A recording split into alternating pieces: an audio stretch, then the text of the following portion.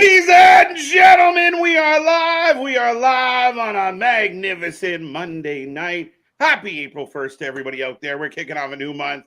We're kicking off Wrestlemania week. We got so much to talk about, both in the ring, out of the ring, and everything in between. It's going to be a fun one here on the channel. Me and that pretty face got you for the next 3 hours or so. So strap in, strap on, grab your snacks, grab your feel good, and welcome to the Wrestling for Life Network. Let's go.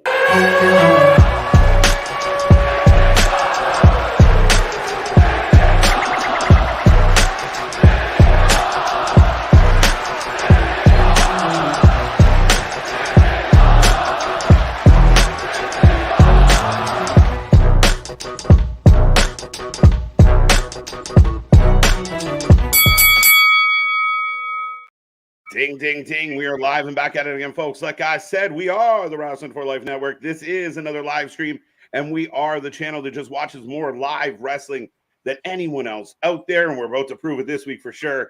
But we got lots to get into, lots to talk about. I see everybody blowing up that chat already. Get in there, say hello, make sure you hit like, subscribe, be a part of all the fun, and welcome to WrestleMania week to all. I hope your Monday went well. Monday in the books. It's all but done. We're going to cap it off with a little bit of Raw tonight. It's going to be a fun one.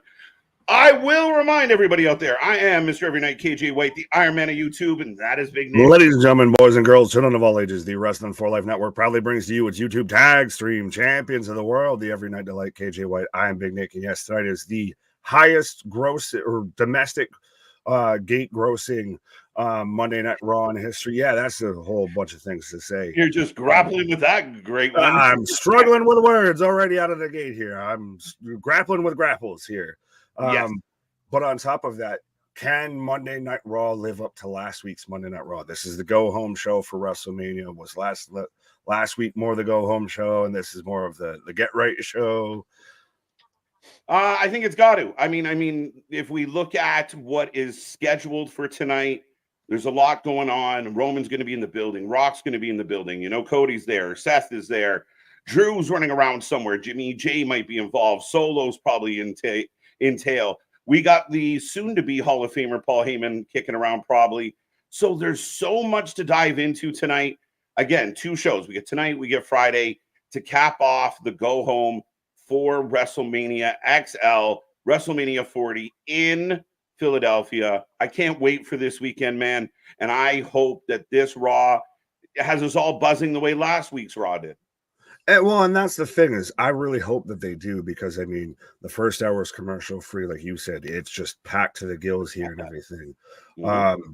But it has such a high bar to live up to that I just really hope it lives up to that. If not, if anything even exceeds that, because if it does, holy shit, are we in for a good 3 hours of wrestling here? Absolutely. Wrestling. There's a lot of things that they got to get into. There's lots of things they're going to want to build. I know some of the naysayers out there, I don't want to call them haters, but naysayers out there are going to lean in on there probably won't be a shit ton of wrestling tonight. We will get some matches. The stopwatch society. Right. We're going to get into a little bit of Rhea. Gunther has to continue to build his storyline with Sami. How does this work out? Go, go, go. Yeah. Sorry. By the way, the Maple Leafs are also playing right now. Yeah, go Leafs. A breakaway mid-speech. I love how that works out. But welcome, everybody. It's going to be a fun week on the channel. I will let everyone who's here now, the early birds, we are here all week long. We're back tomorrow for NXT, Dynamite Wednesday. Thursday, we're here twice. We're going to be here for Bloodsport in the afternoon. We're going to be here for Impact in the evening. Friday, our mega day. Friday, there's so much going on Friday. We're going to be here for Wrestling Revolver versus House of Glory in Philadelphia. That's going to be a fun show in the afternoon. Then we're back for Supercard of Honor, SmackDown. Rampage might get forgotten about. I don't even know. Hall of Fame. Hall of Fame is more important. We will be here for the Hall of Fame. And then, of course, Saturday, 11:30 a.m., our marathon kicks off. Our push for new subs, new people, new friends, and a whole lot of wrestling. We'll be here for 10 plus hours and then back at it Sunday. So a crazy week here on the channel. Like all of them, I think, but this one's big, and we're looking forward to all of it, Nick. Absolutely. I'm just glad I didn't have to do the Excalibur fucking promo this time. You did. I've just rattled off everything in 30 seconds or less here. Yeah, no, 100% of especially folks Saturday. That is the whoa WrestleMania. That's the whole party, everything. That's the whole vibe. Yeah, go ahead. You gave me Zach Galifianakis vibes there of like, who let the dogs out? Who? But yes, I see this chat building up. We will get there. There's so much to talk about.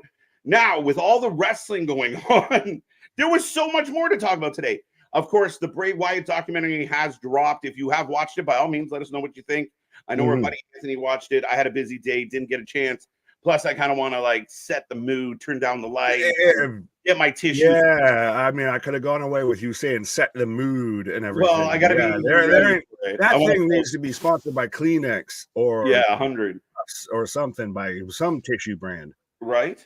But yeah, that dropped today, of course, and then making absolute waves. And I see the clickbait everywhere, and this is fun. And it's kind of in line with what you and I have talked about for months. But bro, he said I know where you're going, and he said everything we've been saying. Like I felt justified and validated. Like, and again, been saying this. Where I know a lot of people, this is going to be very polarizing, and certain people out there aren't going to want, oh, it's all bullshit, whatever, blah blah blah.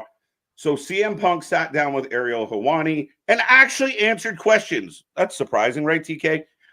But yeah, actually opened up as much as he could legally without that NDA getting in the way. But one of my favorite comments of the whole thing was I didn't sign an NDA for the stuff I did. Of course not.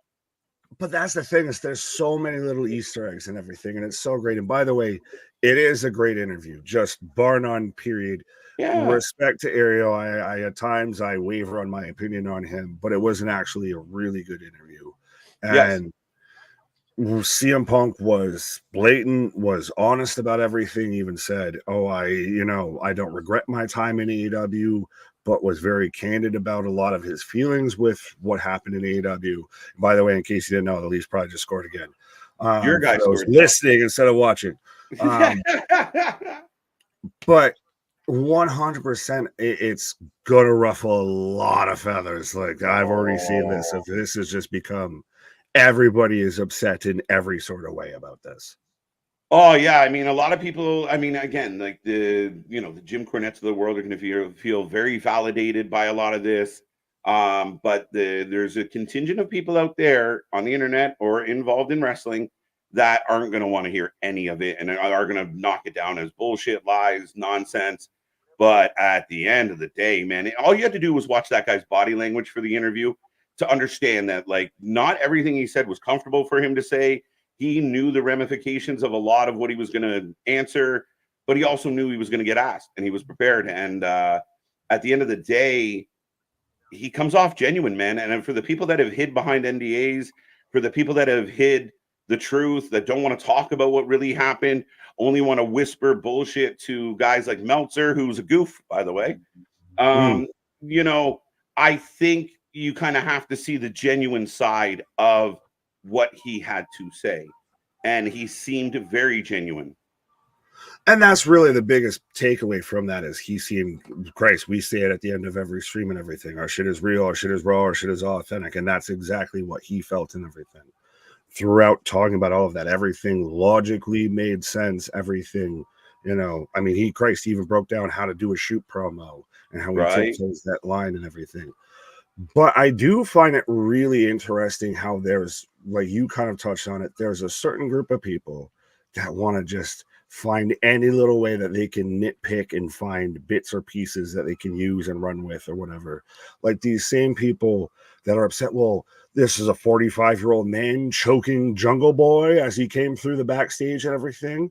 But also don't want to acknowledge how blunt and actually honest. Like he's the first person under WWE, still currently under WWE, that was blunt and honest and open and direct about the Vince McMahon allegations and everything. So the same people that, we're all, well, somebody needs to address this. Punk did, but you still want to villainize him because he made fun of Tony. Well, and again, I think, first and foremost, And we've talked about this when it happened at Brawl Out, where all these people were like, this guy, I can't believe he got aggressive and got physical and da da da da. But you and I, maybe because we're slightly older than some out there, like, man, that's what happens. Like, you fuck around, you find out sometimes. And even exactly. he said, I thought I did good. I could have knocked him out. Instead, I put him in a headlock. And it was, from his recollection, it wasn't this dramatic scene, all the way through the fucking backstage area. Speakers were falling down. This was getting tackled over, everything else like that. It was, and even then, he even openly admitted, now granted, there's going to be people that just, nope, he said it, so it's wrong. But he's openly discussed about how I told Tony multiple times about going all the way back to the Hangman situation of, you can either address this or I can address this, and you're not going to like how I address it. And here's the thing that people have to remember, and it was the same thing before when we were talking about, other things that happened in AEW. The way things are set up with legally, he can't go on an interview and just completely slander everybody. So if he's full of shit, it will come out because eventually somebody will make him atone for being completely full of shit. But even Samoa Joe said, when Samoa Joe was asked what happened in London, Joe was like, nothing. Like, he was like, I've seen far worse. I had to work with the guys I had to work with. I was at TNA when all those people were running around. Like, to Joe, it was nothing. To Punk, it was nothing. To a Money Mark who's been locked in a mansion for 30 years, it was epically fucking tragic. Well, again, Punk said this the best, I think, is Tony's not a boss. He's a really nice guy. Dude, I popped when I heard that. I was like, I had the interview on and I was doing shit and I was like, whoa. But that's the thing is again, now you've had ex-performers, you've had, personalities like us, you have fans say it online, you have the old men that everybody wants to fucking burn them down and everything like that. That are all saying the same thing. Yeah. The crowd noise outside is getting a little too loud here. Something needs to be addressed here. Something needs to be handled. But it's very interesting, and coming out of this, and I think you and I have talked about this on many occasions, Nick, maybe it doesn't need addressed. And I pull up Dale's comment. Hello, Dale. We will get to the other chat. A very key point here. Wednesday nights were 7:47. 7:47 coming out of the sky. But that being said, maybe Punk's kind of onto something as far as Tony doesn't give a shit. He doesn't care about merch sales. He doesn't care about ticket sales. He doesn't care what the ratings are. He's just having a good time with people that he feels like he has friends, even though they're just hugging him to reach around for his wallet. And that's valid. Like I said, once I simplified my mind to that of watching AEW, I'm just, it's the same if we watch Wrestling Revolver, if we watch House of Glory, I'm fine with that. But then call off the dogs, call off the fucking Twitter army here and everything that literally is your worst representation of your fan base. And again, I think that's the funniest part of this of like, well, Tony really doesn't care about the analytics. He's just happy running a show and playing with his action figures. But then he'll go on a fucking meltdown over NXT beating them. Everybody was on Tony watch after this today. It became, so everybody's instant tweets were just like, take his phone away. Don't let him get on Twitter. Just have him stay away. Where is it? Damien pointed out that an hour ago, TK called Ariel Helwani a fraud on X, KJ, and Nick. Woo! Fight. But yeah, like, could you imagine? Like, he can't help himself. Like, Ariel Helwani tried to have a candid, open interview with Tony months ago, and we all know how horrific that went. There's the give and take with that of, you're going to have a lot of people that are going to say, well, look at how much CM Punk, WWE, etc., has talked about or referenced the Young Bucks, AEW, the Elite, etc., since then, and how much AEW really has. Now, granted, it feels a little awkward, like when the Young Bucks do it and do it halfway after they've turned heel in the middle of a promo and everything.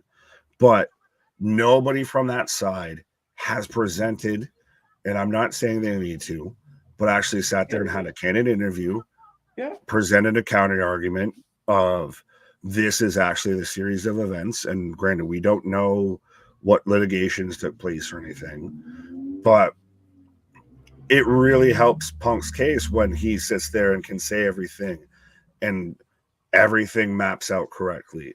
Everything adds up to where he's able to sit there and calmly, like you even said, there was some stuff he didn't want to answer and couldn't answer, and he didn't. Listen, if anybody wants to doubt the impact that CM Punk has on the wrestling world, at least in my neck of the woods, trending on Twitter right now, Meltzer, Brawl Out, The Elite, Vince McMahon, and then Survivor Series would be the other one. And then Punk right at the top, trending with Tony Khan. So again, the man has clout. You can't deny that his return had an impact. His falling out with AEW had an impact. And again, I think what he said at the end of it all was very true. And I think this is, as fans, what we wanted everybody to do was be professional and move on. Now, you guys couldn't come to terms while he was with the company. So he's gone. Let it go. Focus on AEW business.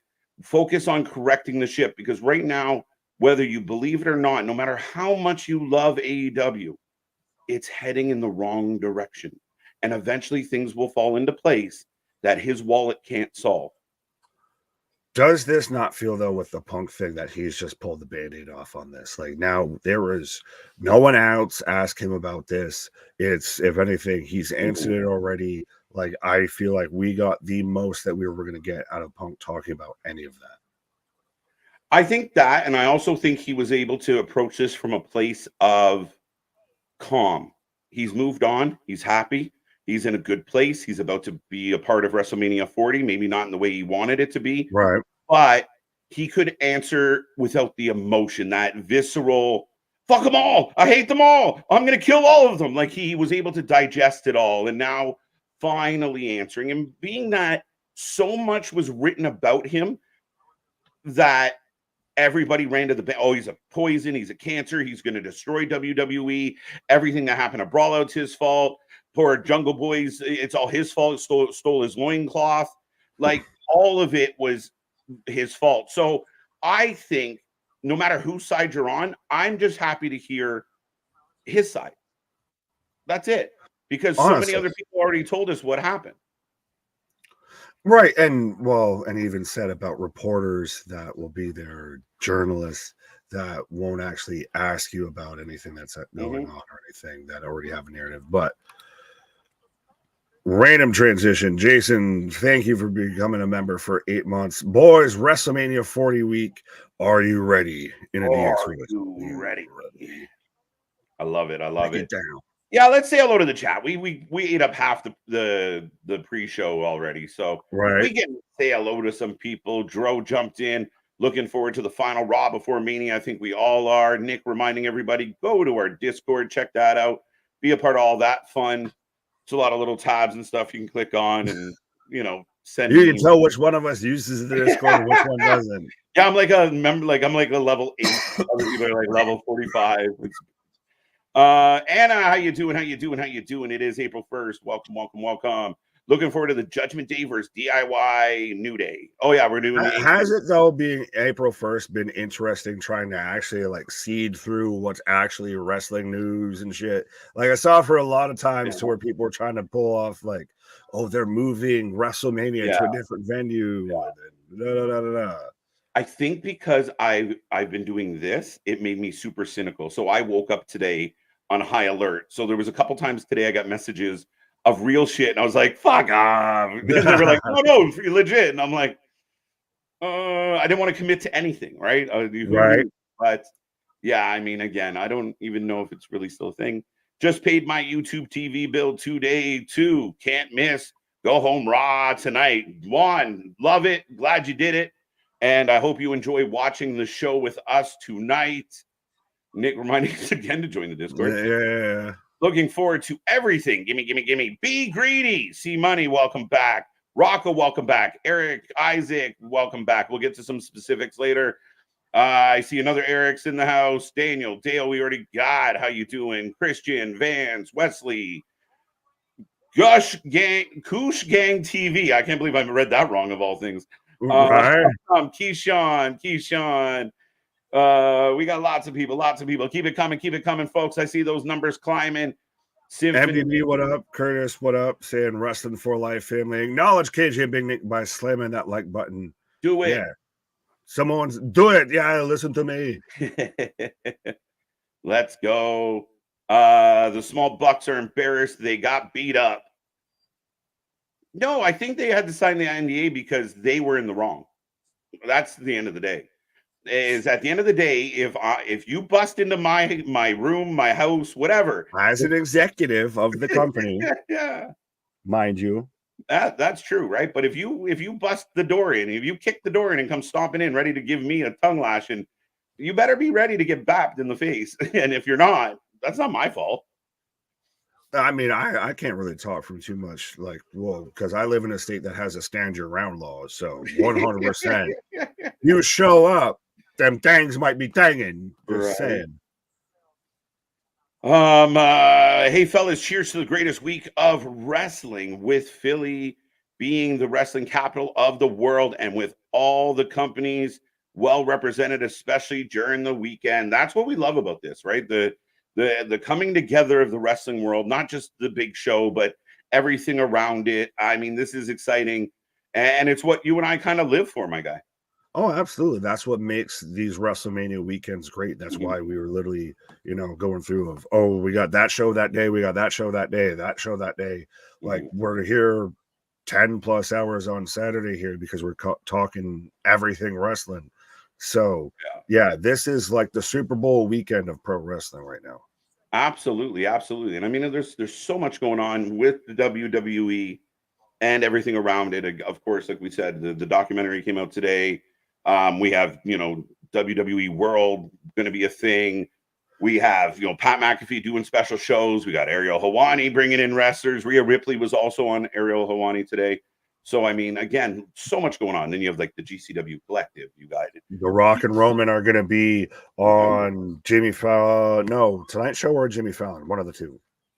I don't even know. One of the two. Fair enough. But even then, well, like you said, we've got the Bray Wyatt documentary. We've got the biography that they just put out on Roman Reigns, which I saw a lot of people even sharing to where Roman's actually hearing his brother talk about him and everything. Yeah. And that was just a really cool moment. And it really have that humanizing side of Roman Reigns of he's still always, the tribal chief, everything. But to really let you know, Joe Anawahi. Right. What's up, Wesley? Welcome back, Savage Mode. CM Punk is on a true feelings about TK. I was shocked. I really was, because I thought so much of this would have been buried by lawyers. I was shocked, but man, was I thrilled to hear all of it. And again, he wasn't doing it in a fuck you type of way. It was very matter of fact. And he was asked about it. It wasn't like anything to where it's like, so Punk, how you feel about WrestleMania weekend? Well, Tony Khan, first off, AEW and like, no. Yeah, it's not. It wasn't like the media scrum where it was like, so Punk, how was the match? He was just like, fuck everybody. You can't even run a target. I hate you. Fuck Colt Cabana. It was definitely a different approach this time, and that's what I think helped me lean in and go, okay, you know what? I really believe this guy. Yeah, it sounded very credible. If we're going all, defense attorneys here, if it sounded credible, the witness sounded credible, Your Honor. Right. Good wrestling week. Let's go. The Chomp is here. Grab your knee pads. Were you trying to be British there? Did it come out British? Ish. All right. Big up. How you doing, Bonkers? AEW no input matches. AEW mark. All right. Not sure what that is, but salute, Daniel. Good to see you. Who is your least favorite WWE faction? Oh, there isn't many. Symphony coming in hot and heavy. What do you think? I mean, I don't. I can come up with a few that I just like, even on name is, well, no quarter catch crew, no quarter pounder crew. Is that a tag team more than a faction? No, that's a faction. Out of the mud, I could see you make the argument of it being a tag team. I just hate the name. I don't hate them. I don't like metaphor. I don't like I Alpha like Academy. metaphor. Yeah, it's a tough one. I mean, there's not a whole lot of fact. Like Judgment Day, I mean, we could argue that the final testament's been pretty inept and boring. Can we add Bobby and the Prophets to that? Because they have kind of been just as much flack as we give the final testament. Yep. Bobby and the Prophets are right there. Yeah. I think my problem, like going back to the question, is I kind of like them. They're not doing anything that I can cheer about. Fair enough. Fair enough. Have you seen it? No, I haven't watched it. I know you and I talked pre-show that we weren't ready yet. So we were gonna go. I gotta get in touch with my emotions before I gotta have all the right vitamins in a box of tissues beside me. Yeah, I've had enough reasons to cry lately. I'm not gonna fucking pick this one. Khan's gonna pay Celine Dion to license the right to "My Heart Will Go On" as he screams, Jack, come back. Never let go, Jack. Because it was the last 12 months of AEW looking like the Titanic. We've talked it to death. We'll talk about it a little bit. Well, if we want to talk about the Jack Perry thing, Jack Perry don't want to go back either. Like they haven't talked either. Like Tony, like again, there's now. That's the thing is again, not to last thing I'll say about this. Hopefully tonight is there's a lot of evidence that coincides with things that Punk said. So I think that lends a lot of credibility to it. To where he talks about how he hadn't heard from Tony Khan since Wembley. Jack Perry hasn't heard from Tony Khan since arguably about the same time. Yeah. And is trying to actively get fired from that company, but somehow can't. So that's an ongoing thing of like, just fire me. And he's like, nope, I won't do it. Well, Punk sat there and said, "You're a clown. I quit," and couldn't get fired. Right? Made this man fear for his life. Fearful. Why are you getting on my nerves? But yeah, the show is about to start, ladies and gentlemen. Raw will be live, and we will be here for all the action, all the reaction, and we'll continue the conversation about Punk, about the show, about everything else that's going on in the wrestling world. Don't worry, we won't miss a thing. So it's going to be a fun one. Well, we would try not to, but we do have the super chats, the super stickers, the memberships as well to make sure you show up and show out because that's what the show is about. And apparently KJ is trying to get the show about. But absolutely, we got those options as well to where you can make sure that you help support the channel so we can keep doing what we're doing and not lose our minds. And B, that way you make sure you get your comment read. Absolutely. But yeah, we're about to roll on. I'm getting a commercial leading into this one. I got Dick Wolf. Pause. I haven't got even there yet. Nick Santana said nobody let him know if they were going to re-sign him or not before he got released. Nobody. Again, that's the thing is how much smoke does there need to be or people need to admit that there's a fire there? Again, I mean, and we'll get back to this because I got then. Fair enough. I will let you know when I get there. I'm refreshing my source currently. Actually, I got the Andre Slam. I have then now. Okay, so we're on par. That's good. So yes, ladies and gentlemen, the show is officially kicking off right now. You strap in and strap on. I got forever. Yes. As we go to Lincoln Financial, showing the construction. It's going to be a good one. Oh, that's the thing is, I really hope this outkicks its coverage of. I worried that last week could be the go home show, and this is more the forgotten about show. But there's a strong potential that this really gets there. Well, and this is my theory on that take, Nick, and this is what my hope is. That every step of the way, it was, I said it many times, breadcrumbs. They were leading us down the trail. But as we get closer, the breadcrumbs started getting bigger. Last week, we got a very big breadcrumb. I'm looking forward to tonight to see if, again, I expect incrementally increase the intensity. And that was my one criticism on Friday with Roman and Cody, was they didn't increase the intensity from my standard. Fair. As we go back to last Monday, my guy. Fair enough. I had to refresh because I had people on the escalator, just frozen image. Go home, Raw. We are in the go home show, folks. So be a friend, tell a friend. Let's light this one up. We're looking forward to a busy week here on the channel.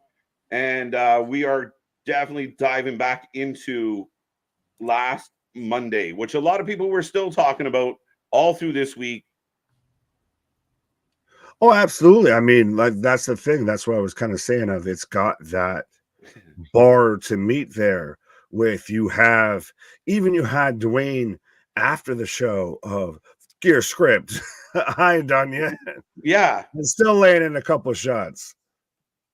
Oh.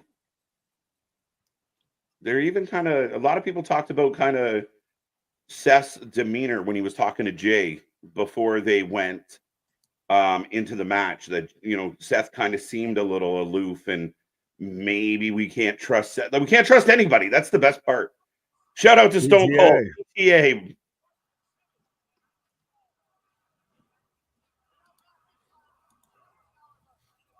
Is tonight a home run or a dud? We'll tell you in about 3 hours. So stick around to the end, folks. We take a rating out of 10 for all of these shows.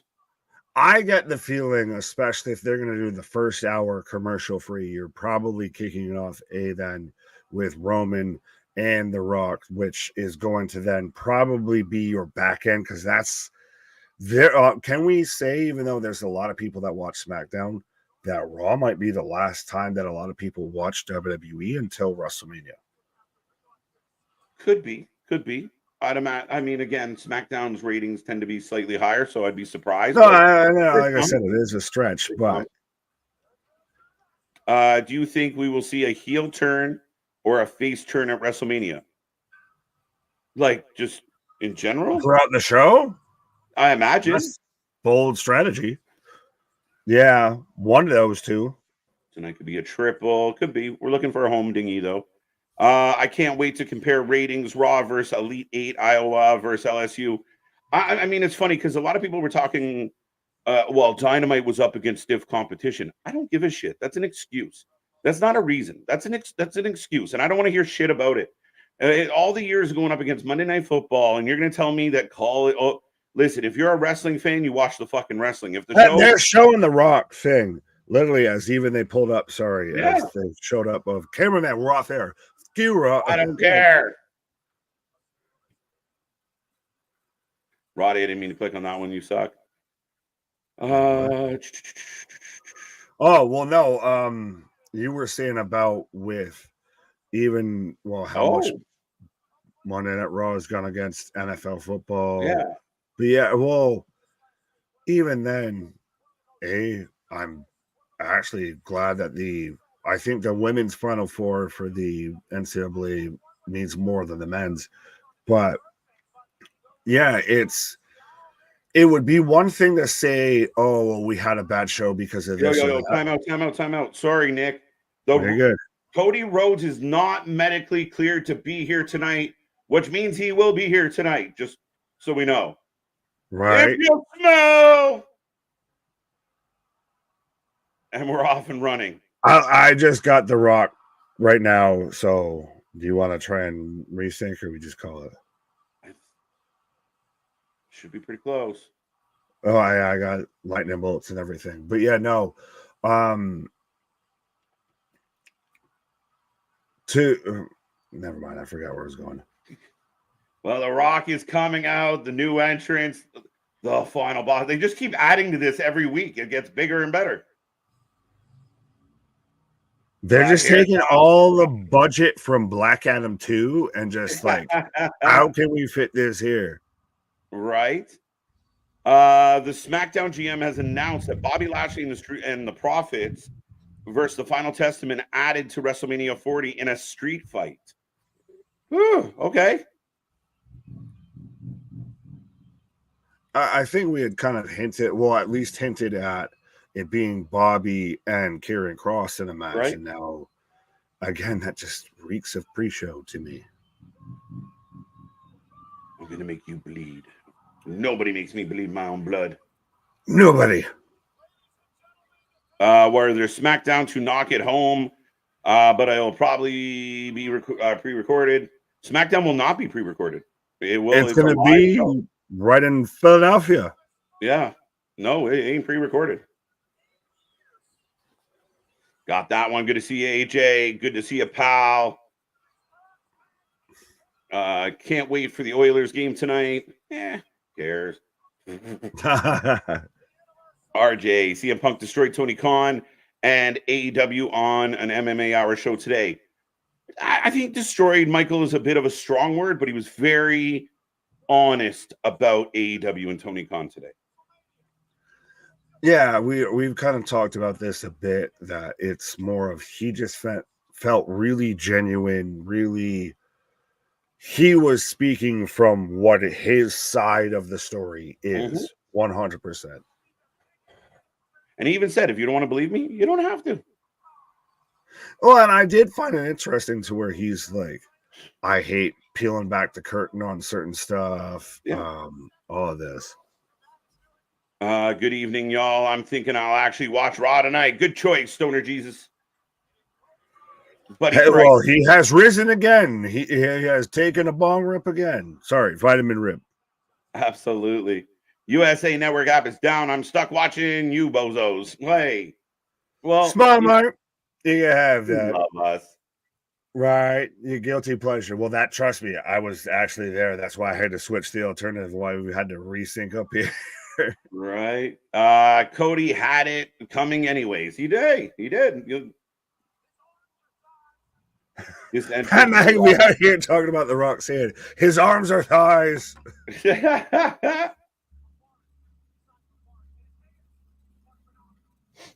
Is he tried to do the he's got a cow on him and just couldn't do it. Yeah. Listen to this building, man. Cheers. Well, again, we've talked about this. This is for everybody that questions brings this up and reminisces towards the Attitude Era, questions about if wrestling's really back.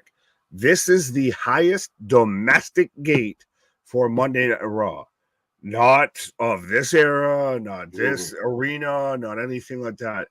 They have sold the most tickets that they have ever sold to a Monday Night Raw for this show. Right. Vince Russo was all elite.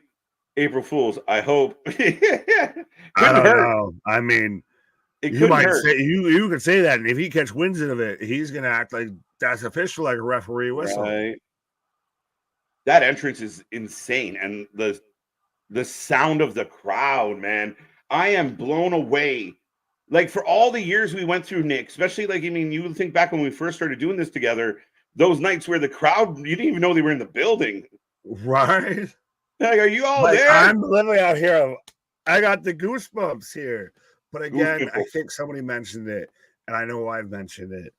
Has The Rock outshone Roman Reigns? Does Roman Reigns feel irrelevant, insignificant in this? He doesn't feel irrelevant to me. He doesn't feel insignificant to me.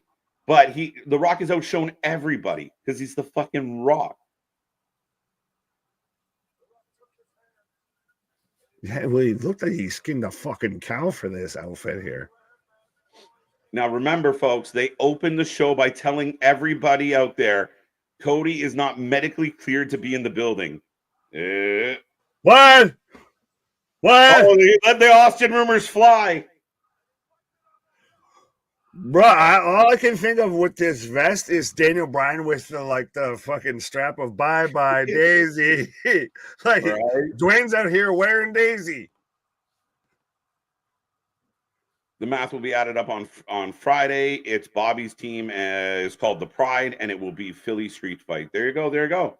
So one of the matches have been added that we didn't do a prediction on, but I'm not really sad about it. You can have that, yeah. And it's even then still. I went to the Wikipedia page earlier today, and it's still most of the show. You don't know which night it's going to be on, which, I mean, is a good thing and a bad thing. Yeah, I'm okay with it. I think wrestling fans, I think entertainment fans in general nowadays demand to know too much. I miss surprises. Right. You know, remember when your favorite artist would just drop an album, shit, That came out yesterday. Eminem did today. Right?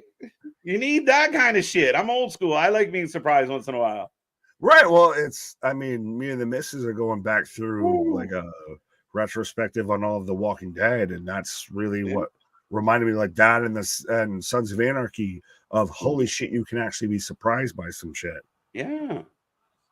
Listen to this fucking crowd.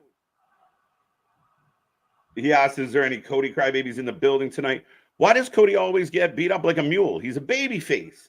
You ever watch Die Hard or like in any Seagal movie or any Arnold movie? No, not Seagal, because Seagal just be doing this shit and just like sends everybody flying. Fair, bad example.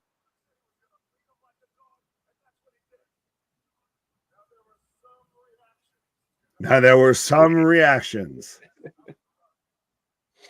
I think they needed to go an hour commercial free because this shit's going to take an hour. Yeah, he's going to go forever, and then they're going to bring Roman out. Remember, we got no commercials. My guy, we're 12 minutes in, and I'm like, all right, so where's Cody? So where's Roman? They're showing little kids crying about Cody bleeding on TV. Oh, I saw this on Twitter. I'm just, oh my God. Yeah, kids with the snot bubbles and everything. Like, no, that's what you want. They can go. This is this one girl. Why is your snot bubbles and everything? Like, you can go and have your chicken nuggets, your McDonald's Happy Meal. You can go and play with fucking Grimace and all that shit. Why is your 4-year-old up at 10:45 p.m.? We're seeing a record of bad parents and bad cameras. The new Kevin, studio. Kevin Dunn just possessed Cage's camera. A brand new studio. So I'm working out the kinks of the new studio where it's hit and miss. But it's been really good. So don't jinx me. I don't know what the fuck that was. I didn't have to. It jinxed itself. I think we're good. Right. It breaks the Rock's heart. What's up, Kyle? How you doing? How you doing? Adversity. Exactly, Ophelia. Good to see you. Good to see you. Ophelia Payne. That's a wrestling name. Ophelia Payne. You can have that. I'm going to make a joke about that. Right. WrestleMania AEW WrestleMania on Elite. Paul, put the pipe down and resubmit. You tried to say words. Why say lot words when short words do better? Mm-hmm. Uncle Rock, fantasy playoff hockey is here. Yes, it is. Christ, man, that beautiful bastard beside me there, going head to head here. Much like I think we were in the same spot when it came to football as well. So literally, damn it. I said it all the last couple of weeks. I'm like, I've barely lost. I'm going to hit the playoffs and lose the first round. Hey, you had a bye, so you had all of 3 losses. So what did he just beep out? You're talking talk shit when they shouldn't be talking shit. Now, how do you feel that a lot of people are really upset? Shut up! They're alarming it. That they're censoring it. I mean, they're gonna censor it. You expect them to censor it, and they're not on Netflix yet.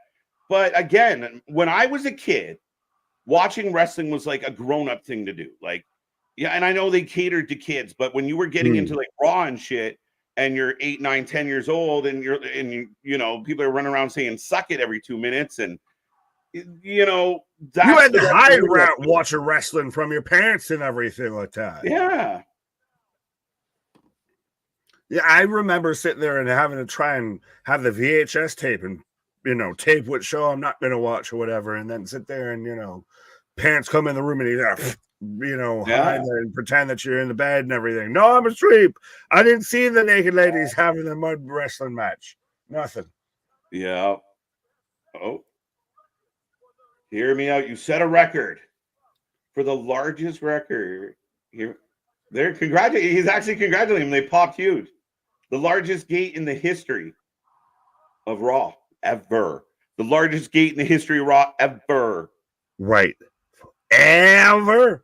ever. Like, that's the thing. You can take your Monday Night Raws and your signs and all of that, and this has outdone all of that.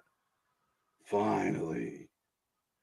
Who shuts this man up? He's been going. Like, come on now. I'm telling you, this is why we needed to go in our commercial free. He did 45 minutes on SmackDown. He's sitting there getting told, even when the show's off air, he's getting, told you're good, and he's getting hissy fits and everything. So this man's going to go for another half hour. Right. The only thing I've heard about music and WrestleMania is McMeal. No, the theme is Gasoline. The Weekend, which he's got a stranglehold. He's got a Kata Hajime there on the WrestleMania themes. Right. Yeah, that was me ascending like the Lord. Oh, Pat McAfee kills me, man. Yes, the head of the table. The tribal chief was on my lead. What we're all thinking right now, just yes, please, someone end this now, please. Someone else talk. Yeah, but we're gonna go to commercial. Oh no, there is no commercials. Yes, hour free, commercial free. Nick, did you catch the pop for the Bloodline? They popped huge. They're just everyone in Brooklyn is just fucking thrilled that they don't care what happens. They're basically watching mini WrestleMania right now here, right? But is Jim Ross still in a contract? Yeah, he just re-upped for, I believe, one more year, and this will be. He said it's going to be his final year. I want to say, and I do say this with all due respect to JR, I would rather get your barbecue sauce and re-listen to your commentary calls and everything like that. Have you do a fucking podcast? Have you read a fucking audio book or anything like that? Then but Nick, I really feel like that's another example of Tony Khan dropping the ball, because when you first started this company, having somebody that can tell a story like JR would have been a big asset. And then instead, we've been listening to Excalibur scream through a sock for 4 years, and he fucking sucks at it. I think, though, that was the initial hire of JR, and he did it the way everybody else does it, and they didn't want the way everybody else does it, because that's the thing is, if you go back, initially JR was the lead, and then his health issues got in the way, everything else like that. What? Sorry, I was shaking my head at Boston. I thought you were shaking your head at me. I was like, wait, what did I say? Not this time. Fair enough. But no, I think that JR eventually just slowly kind of worked himself out of that position, and it's Excalibur's the commentator that fits their style. Just to be honest. Yeah, I'm with you. I'm with you. Pat McAfee out here, 100%. Make sure you acknowledge your tribal chief, and make sure you acknowledge us by hitting that like, share, and subscribe. Absolutely. Hit that bell notification, because you never know. We already got a whole lineup of shows that we're going to be covering this whole week, and we're still probably adding more. Yeah. Yeah. Yes. I got nothing to add. They're like, fuck yeah. We're staying. Who knew wrestling could be good without vanilla little people doing gymnastics? Dun dun dun. Weenie Mania. All right. Weenie Hot Jr. Would have been cool to hear JR at WrestleMania 40 for sure. But again, JR's not the JR of old. He's been through a lot. I love him. I think he's the best that ever did it. If you ask me, could you, if I was WWE, I'd sign JR, and I do with him. Like, you remember what they did with Freddie Blassie, to where he made it worse. Somehow so bad. But how they'd have him, like when you had them showing like the WrestleMania legends, like sitting there in the bleachers, and you had like WrestleMania 17, you had it feel like the, showcase of the immortals and everything. Mm-hmm. Yeah. would you have not done something like that? Like, I'd keep JR just on the payroll just to do that, of just to be your hype man, your voiceover for your big pay-per-views and everything like that. No, there's a lot of moments, I mean, through, kind of the heyday of my childhood that he made them. But we are acknowledging the tribal chief.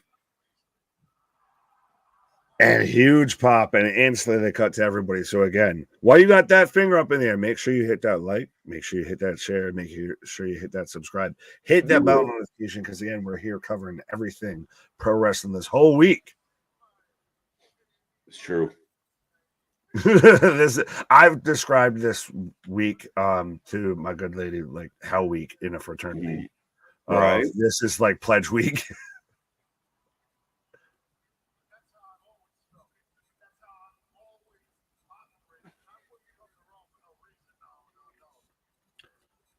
So if Roman loses the title, he's gonna he's gone. Well, I came here to acknowledge my family.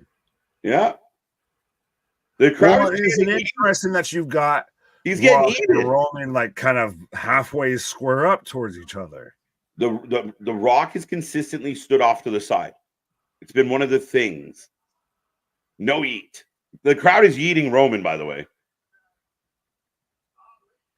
If you want to keep doing that, I'll leave. And one more thing, Paul Heyman's home. No eat, says Nick. We got the Nick B.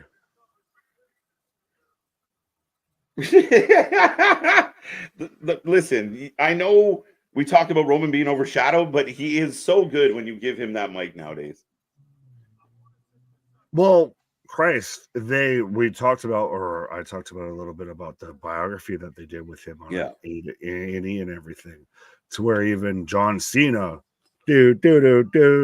said Tribal Chief Roman Reigns is the greatest of all time.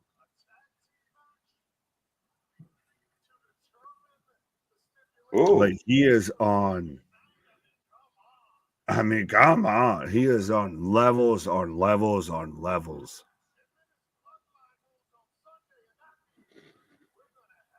He is like, I'll say this. Right now in the ring, I feel like you're seeing Michael Jordan and LeBron James share this same squared circle. I can say words, because you've got The Rock out there, you would argue, greatest of all time. Roman Reigns, I think, has sat, under that tree, has been around enough top guys, big guys all the time. His whole family's built into this, that he's just the superhuman that was just built to fucking run this shit. Yeah. He's thanking Uso, Rock, your family. Thank you for what you did. Oh, I'm expecting a fucking snarky line. Ooh. That's how you lead. Paul with the $5 super chat. Would it be a little bit better if Jey Uso was there in the ring with the Bloodline? No. Nah. I mean, would it? I don't think it matters, really. I kind of like where we're at with it, especially with the match coming up. Hey, and Roman Reigns right now, like I said, just digging it in of when we were making this cool back in 2020 and everything. He was off doing something else, and then he saw what we were doing over here and said, "Oh, let me get involved." Bro, I swear to God right now, Roman Reigns drops it. You can have that. That ain't even what I'm mad. Because he's out there. You can have that. Burn it down, ladies and gentlemen. The next entrant into the fun activity of Raw this first hour is Seth Rollins. Am I the only one that thought that man was just cooking? Of like, fuck you, Ron. Fuck you, Dwayne. We run this. We are the mountain. This is, we run this business. You acknowledge me. Yeah. Coming from the crowd. All shieldish. Could that be foreshadowing? People say that that's been a little foreshadowing.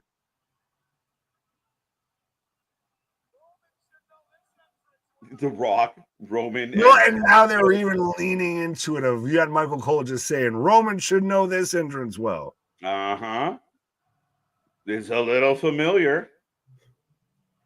Here's an early prediction for WrestleMania. I say let The Rock and Roman win the tag match. I would rather see Cody Rhodes fight in the odds. Yeah, 100%. That was my prediction. I'm with you, Christian. Good take. And that's my bet right now. That's my locked-in prediction. And if you haven't seen our prediction video, go check it out. Plus, we got the smaller videos if you just want to focus on certain matches and don't want to hear all of our wrestling. If you don't want to watch an hour and a half of us, you can go and watch about 5 minutes of us. Click all of them. Cody winning. Oh.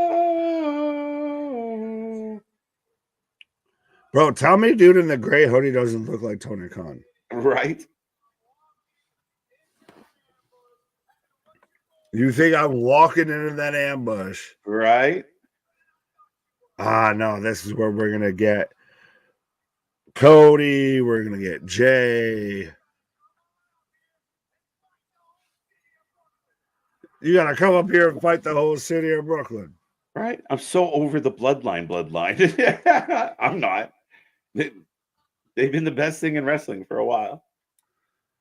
Rio saying, not so sure why it takes so long to make pretty simple points. I don't know. I mean, AEW still hasn't hit a few of them, so you have that. Time out. Rio, I know that it's unusual to watch a wrestling show with fans in the crowd, but that noise is called cheering. And when the fans cheer, you just keep talking because they're eating up everything you're doing. So they eat you and they chant you suck or they boo. And then they sing along to the next guy. I know it's called audience participation. I know other shows don't do it very often, but that's probably why the points are extended. No, they just don't have an audience to participate with. So commercial free was simply a ploy for an hour-long Bloodline Seth Cody promo. I feel like I kind of said that about all of a minute in. Yep. And Seth has them going insane. Brooklyn deserves the biggest main event of all time. Seth versus The Rock? No. Oh. Tag team match player. Triple threat match player. Holla, holla, holla. Right? We're going to have a 10-man tag, including Paul. Seth and Jay versus Solo and Jimmy. 6-man. Jay, Seth, Cody versus Solo, Roman, and Rock. But Cody's not medically cleared. Bro wrestled with a purple pec. He wrestled with one arm. Rollins versus the final boss. What? Do it. Fucking do it. Don't play with our emotions. I know it's April 1, but give us this one. Look at the yes chance. They don't care. He's got there's plan B, and they're like, fuck plan B. Bro, do it. Doesn't have the balls. You asked about this show being better than last week. If we get Seth Roman, I'm telling you right now, they make me a believer. Friday might be a little bit of a dud.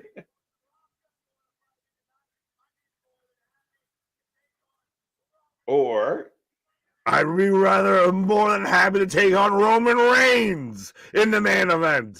So I'll leave it to you guys to figure it out. We're doing 3 shows in fucking 5 days. Right? And I do say that respectfully, but yeah. Yeah. I think there's a potential for a lot of really cool entrances this year, Small Mark. The Bloodline went Roman's last year was pretty pretty epic. The piano. Yeah. Listen to the chanting. Rocky, Rocky.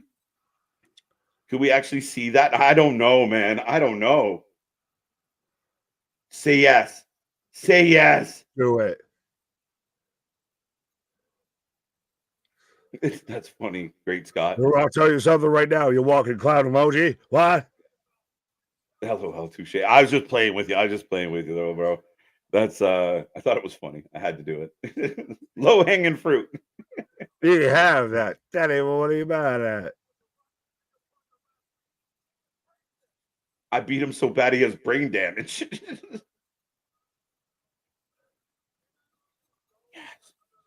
You don't want none of that. Do it, do it, do it. Ooh. You're gonna fight The Rock. You're gonna fight fucking Solo Sikoa. The crowd kind of booed.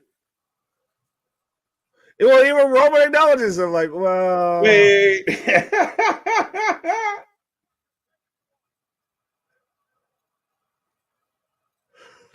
Roman. Yeah. You're a tough, crazy son of a bitch. You have to fight Solo. That's what I said. Now they're chanting Rocky sucks again. The crowd is conflicted, my friend. But that's the thing, is that's what makes this great, is it makes you ask questions. We've talked about this. We talked about this during our prediction show, and I feel like we've even talked about this before that, of nothing, and I do mean nothing, going into this WrestleMania feels fully solidified. Solo got a mic. Sorry, bud. No, you're good. Solo got a mic. The crowd booed Solo. Yeah, it's going to be Seth versus Solo. Yeah, absolutely. Roman, now, how do you feel that everyone likes to point out that Solo's been on the worst losing streak since he Samoan spiked John Cena? It's what happens when you're the young lackey of the group, folks. There's been a lot of guys that have done, including people related to him that would take L's. They were big badasses, good for beatdowns, but they take L's to help put over baby faces. Right. He'll get his moment. He's a young gun. Facts. So we're getting Solo versus Seth later tonight. Yeah, they're not risking The Rock blowing a hammy 5 days. No, fuck no. They're nervous as shit for night one. Right. Can you finish the match?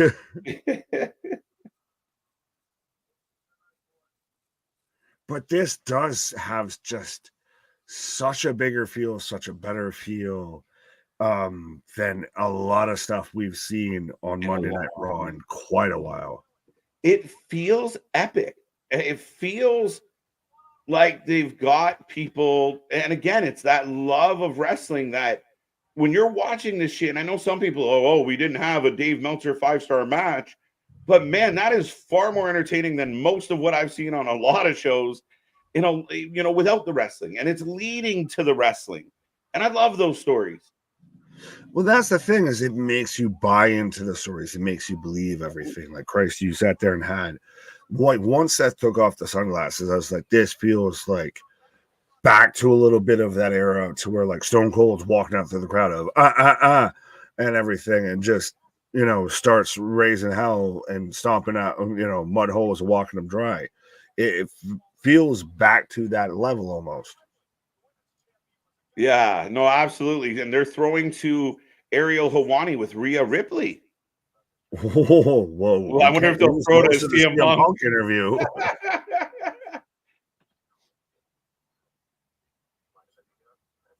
Oh, Becky called in. This is 100% of them doing an angle on the show. It's wicked. I'm outside the building.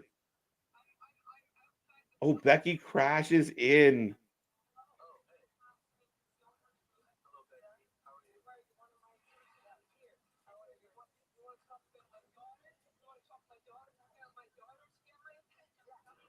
This is so good. Like, that's the thing, is again, like I don't have much to say, my guy. Like, and like I said, it's that fucking good. If it feels that line of that raw, authentic, it's that 100%. We're going back to, we've talked about it, of Remember when you couldn't order a fucking pizza from Domino's or whatever, and especially unless you could see the fucking, delivery driver's face before you open the door. Right. You're waiting for it to be like Triple H under the mask and everything, and just start popping it with everything.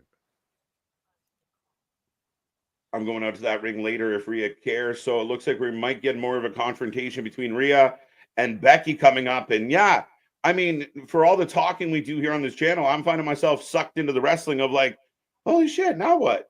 So, I mean, again, here come the New Day. So we're getting, no, we still got time.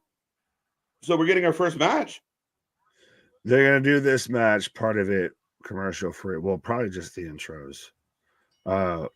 Yeah, well, did it not feel like we halfway got commercials and then just snuck it in a little bit? Or they did their weird little like halfway picture-in-picture shit? Right.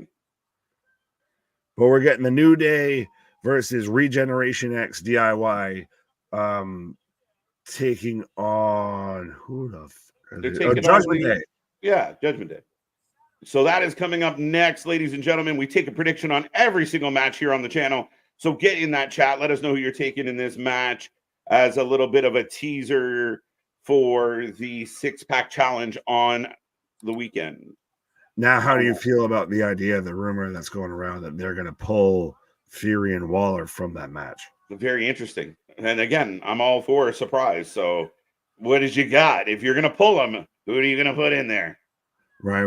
Well, and could you not just add somebody else? Do you need to pull somebody to add somebody? Well, we talked about it. I can't fit another team on my graphics, so no, they can't. Just no. The hell are you and the hell are your graphics? Right. Well, we're getting a replay of last week to where DIY and New Day's match just became, an all-out slobber knocker, no contest here because Judgment Day showed up. And the spot with R-Truth, I'm not fighting. I'm on commentary. I loved him who was like, cut to commercial. Commercial. Right. You let the air out of the building real quick. And I think, yes, you're right. But do keep in mind, that's kind of a heel move, right? The heel's like, oh, everyone wants the heel to agree to the battle. And the heel says, nah, you're going to fight our lackey. So, yeah, I'm okay with it. And especially building into WrestleMania. And let's be honest that we're not going to have Roman and Dwayne and Cody, like you said, who's not medically cleared and everything, that are going to show up specifically at the end. Like, I'm telling you right now, if you're watching us, if you're watching Monday Night Raw, the last segment, the last 5 minutes, 10 minutes, 15 minutes of Monday Night Raw are going to be can't fucking miss, because it'll be one of those to where you're wishing that JR's over there. As God is my witness, all chaos is broken loose out here. They're fighting everywhere throughout this whole arena, folks. They're going to just be, it's going to be melee. Yeah, again, they set it up real nice with the idea that Cody's not medically cleared. And we have no idea, if he'll be here tonight, which usually means we'll see him soon. Right. Well, and especially you had Heyman last week talking to Drew. You had all of this. And I think especially that's one of your best ways to end that, to set it up into WrestleMania of everybody's fighting everybody, because there's so much of these interweaving stories that you could have Drew fighting Seth, and Seth's fighting Roman, and Cody's fighting Dwayne, and all of this shit. Right? You got so many moving parts. You got so many possibilities. Again, it's fun. Again, someone said it in the chat. Where is it? But it's the attitude vibe. It's the holy shit. Who knows what's going to happen next? Oh, absolutely. As we are in a way, folks, right now with Judgment Day versus DI New Day. So let us know who you're taking for this match. Who you got, sir? I'm going to go Judgment Day. Okay. They need to look a little bit of solidarity going into the Mania.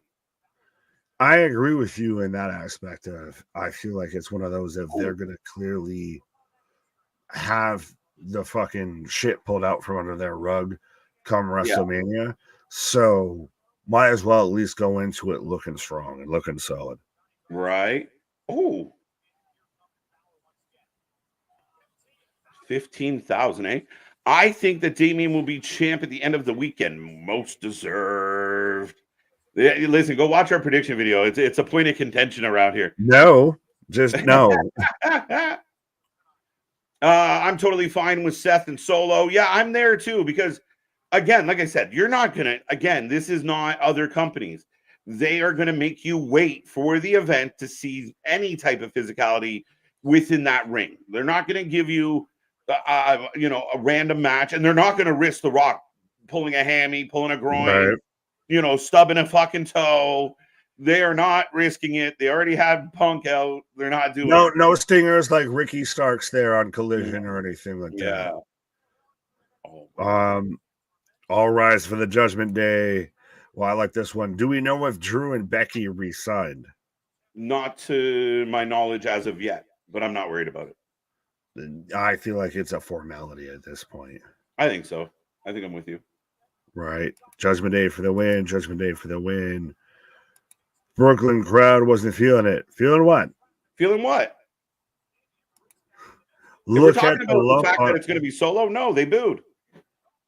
Yeah, well, that's the thing is, again, we've talked about this of you build them up. No, you watch the pay-per-view to watch that shit. You don't sit there and just get that for free because that's why you don't tune into the pay-per-view because you got it for free. Right.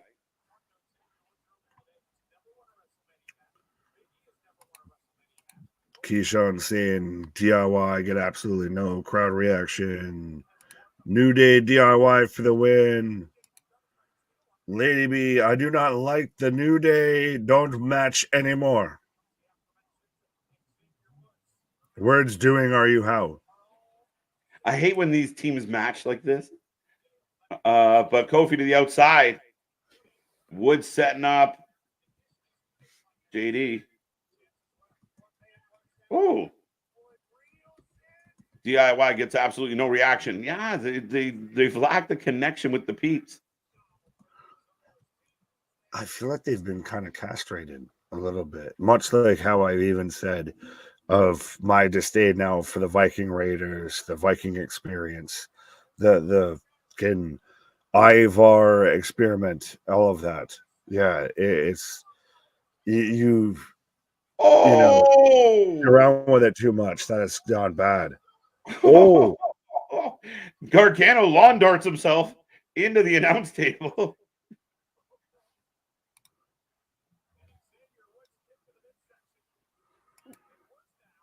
Candice LeRae and Indy Hartwell interrupting the DIY match is in an unfair finish.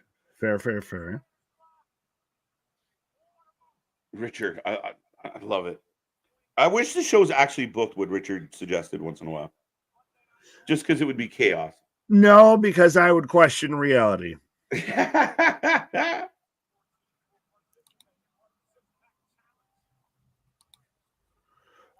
On Triple H's Instagram, he had each night's card, 7 matches Saturday and 6 on Sunday. Interesting. I could see that being the case, though. And it's still not to say that they couldn't sneak something on somewhere here. No. Damian catches Kofi and then kicks somebody in the face. I didn't even see him. He went too fast. Gargano, yeah. It was just a blur on the screen. Well, that's what he's been, a blur on the screen. Man, what happened? Razor's Edge. Oh, look who looks like a badass. 1, 2. Look who looks like a badass going into Mania. Congratulations. He who wins will lose. I agree. He's going to lose his tag belt to win another belt. Nah. You have that. No. What's up, Steve-O? Gargano went crazy. Yeah, but Damian looks like a complete badass tonight. Interesting. And they're hard focusing on him. Like they're gonna have him try and cash in, and he's gonna get his fucking skull rattled by a claymore. Skibbity bebop. Skibbity bebop. I'm the scat man. Skibbity bebop. Scooby-Doo. Guess what, America? We love you. Damian Priest cashing in on Saturday on Seth. Listen, I like this. The inverted theory. I like it. They're all wrong. They're all wrong. Remember, folks, if you ever do a deal with Nick, if he gives you 12 months, you got to get it done in 6. And we're back. No.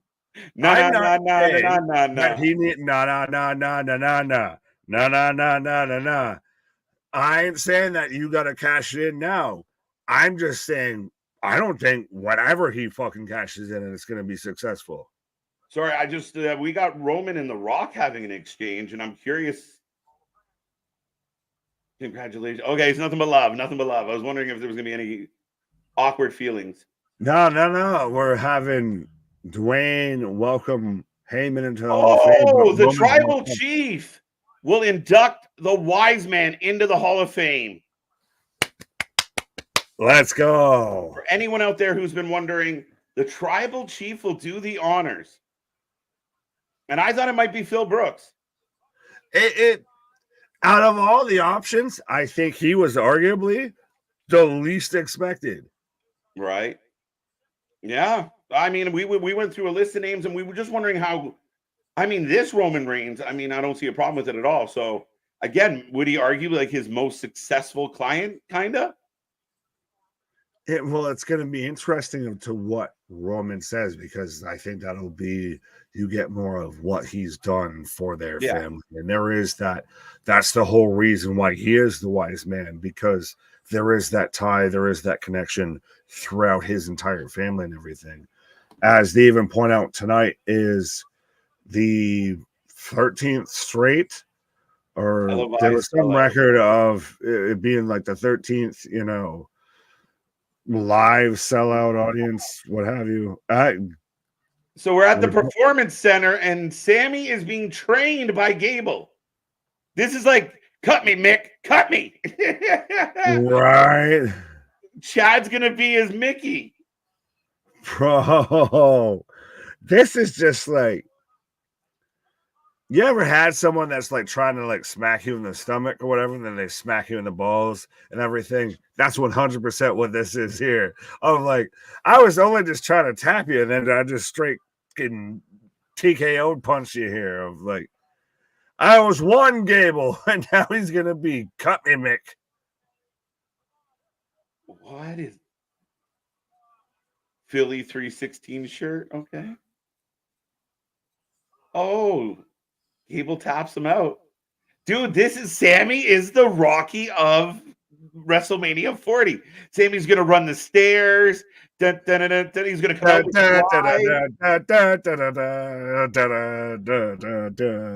I need to have a poutine Philly cheesesteak just in honor of fucking Sami Zayn, I feel. You have a Philly cheesesteak poutine. It's just as good. It's all in one bowl. Either way, but folks, if they're selling that at Round WrestleMania, you know where you heard it here first. Right. I want 10% fucking royalties. Oh, Philly cheesesteak poutine is delicious.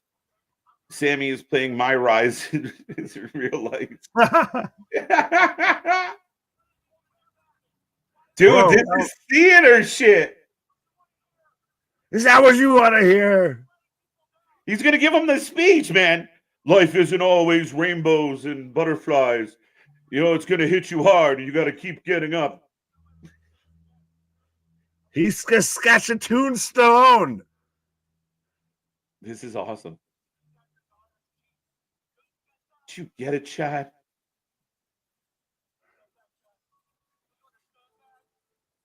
I only wonder, though, with him, like, don't you get that? Like, it should have been me, you fuck. Like, yeah.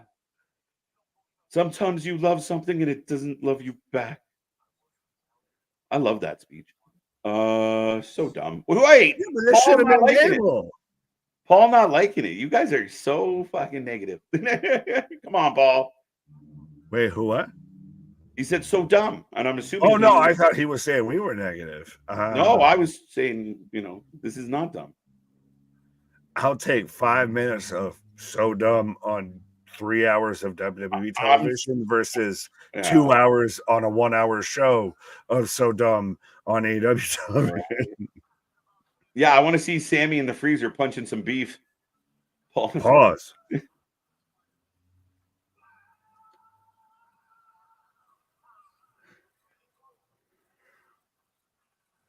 Is Chad Gable Apollo Creed right now? Yeah, that's what this is. Living in America. Son of a bitch. No, but then what you need to go like, straight Rocky movie. You need to go Ivan Drago type shit of, Chad Gable now finally challenges Gunther for it, and he just gets chopped the fuck down and destroyed and everything. And it's, Mig! Right? Dude, I think it's great. I'm standing by my prediction that this is Sami's Mania moment. He is going to take down Gunther, as he is taking on Bronson Reed to try and get redemption from last week. Right. As I backslid in that prediction of Bronson Reed, the big beefy boy out here. Right? Ringsider Anthony seeing what I'm seeing. They're making him look hopeless. They're making how can anybody beat this champion? I'm afraid. What do I do, Billy? You go get him. How do I teach these kids? Right? As we are finally going to a commercial break, and I'm going to join them. Right. Yeah. Speaking of commercial break. Fuck you but in your 1 hour. We're at 8:52. I thought that whole vignette was theatrical and wonderful. I'm in, and I hope Sly himself introduces Sami Zayn. They've reached out to him so that that's fucking possible. God damn it. All right, T's and P's to Carl Weathers. Come on, Rock. Damn it. So is Sami going to Otis's next what? James explanation. Can he swim with a name like The Rock? I don't like the dad pun. But I will remind everybody, as we are in commercial break, the first commercial break of Monday Night Raw, I will remind everybody we are the Wrestling for Life Network. We do this for anything. And I do mean anything and everything when it comes to pro wrestling here. We're back at it like a jackrabbit tomorrow for NXT, Wednesday night Dynamite, Thursday night we've got Bloodsport, and Christ, the schedule was so stacked I was trying to remember which one's which. Thursday night we got Bloodsport and TNA. Friday night we got House of Glory versus Wrestling Revolver. We've also got SmackDown. We've also got Supercard of Honor. We've got the Hall of Fame, absolutely. And then Saturday we're here all day, pretty much for all the way from Stand and Deliver through night one. Make sure you hit a like, hit a subscribe. There's a way you can win some merchandise, all of that. Damn, so this means Gable is the real protagonist of the storyline. Creed was the real hero of the movie. Oh, no.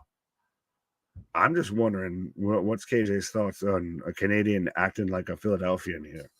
Sami Zayn has to deal with a big monster before WrestleMania 40. Bronson Reed tonight, KJ Nick. Fair enough. So, yes, that is the match that we do have coming up after this commercial break. We've got Sami Zayn versus Bronson Reed, which Bronson picked up the win last week and is starting to make halfway the case of should he, could he, would he be involved in the WrestleMania match, the Intercontinental title match. Is he, going to be one of the next feuds for Sami coming out of that? I feel like that could be the case. But, yeah. There you go. Gable was always Apollo to me. Apollo 13, Apollo 11, what? Days of Our Lives, JV. So that mean Gunther kills Gable. Yeah, well, at least chops the bejesus out of him. I mean, you're telling me if we're going to do all of this, if we're going to straight go, the Rocky angle with this, you don't want to see you could build it up and you could have it. You could really get it all sympathetic and everything to where Gunther just destroys Chad Gable. He's trying everything he can, and he just can't beat him.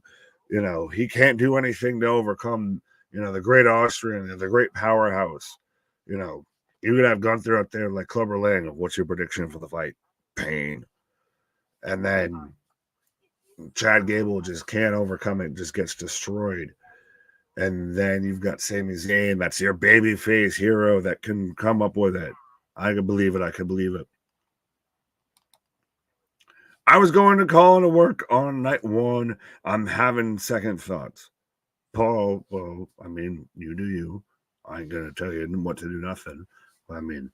I know I specifically made sure I took time off for this whole WrestleMania weekend. I still think Gunther wins solely because of the Rocky vibes. Fair enough. So it's the Ivan Drago of could it be to where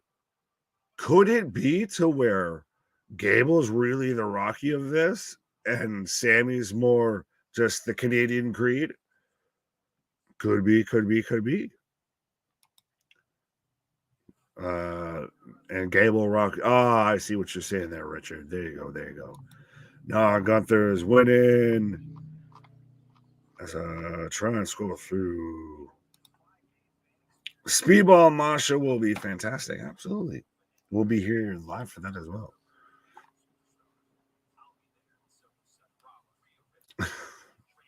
Some solution saying best gambler wrestling show on YouTube. Okay, we ain't gambling, but you have that. You got to know when to hold them, know when to subscribe them. Sammy winning the title doesn't really elevate him. He has no momentum whatsoever. Don't let KJ hear you say that. But could that be that little bit of an add of momentum to Sammy? Could that be that little kick in the rear, that little bit of, spark that really, could we get to where this leads to a Bronson Reed Sammy feud, a Sammy Chad Gable feud, or anything like that?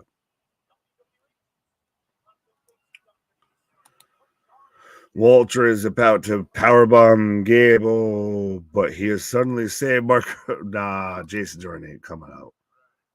As I've got the Judgment Day backstage right now here. Number one wrestling stream. Absolutely, my God. Be a friend, tell a friend. What do you think about Damian cashing in on Cody after he finished his story? Oh, I will say, to me, not going to happen. I wouldn't expect it. I wouldn't project it. I don't think that that's going to happen at all.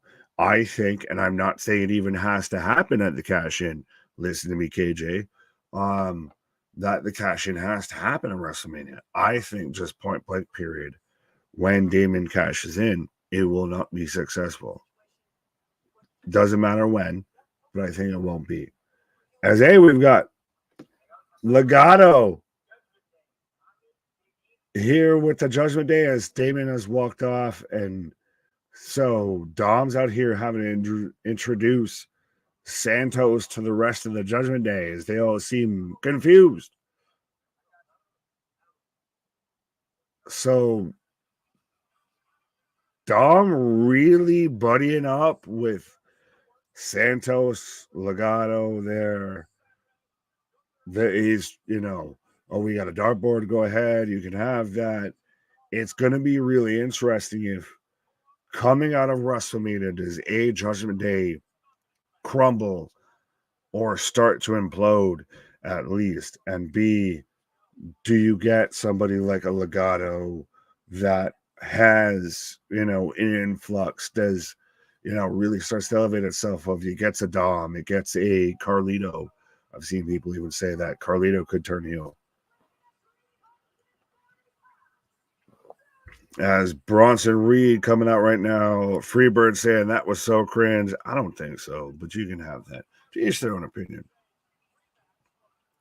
Bro is standing 2 feet away from that dartboard. Yeah, 100%. That's how you make sure you get that bullseye.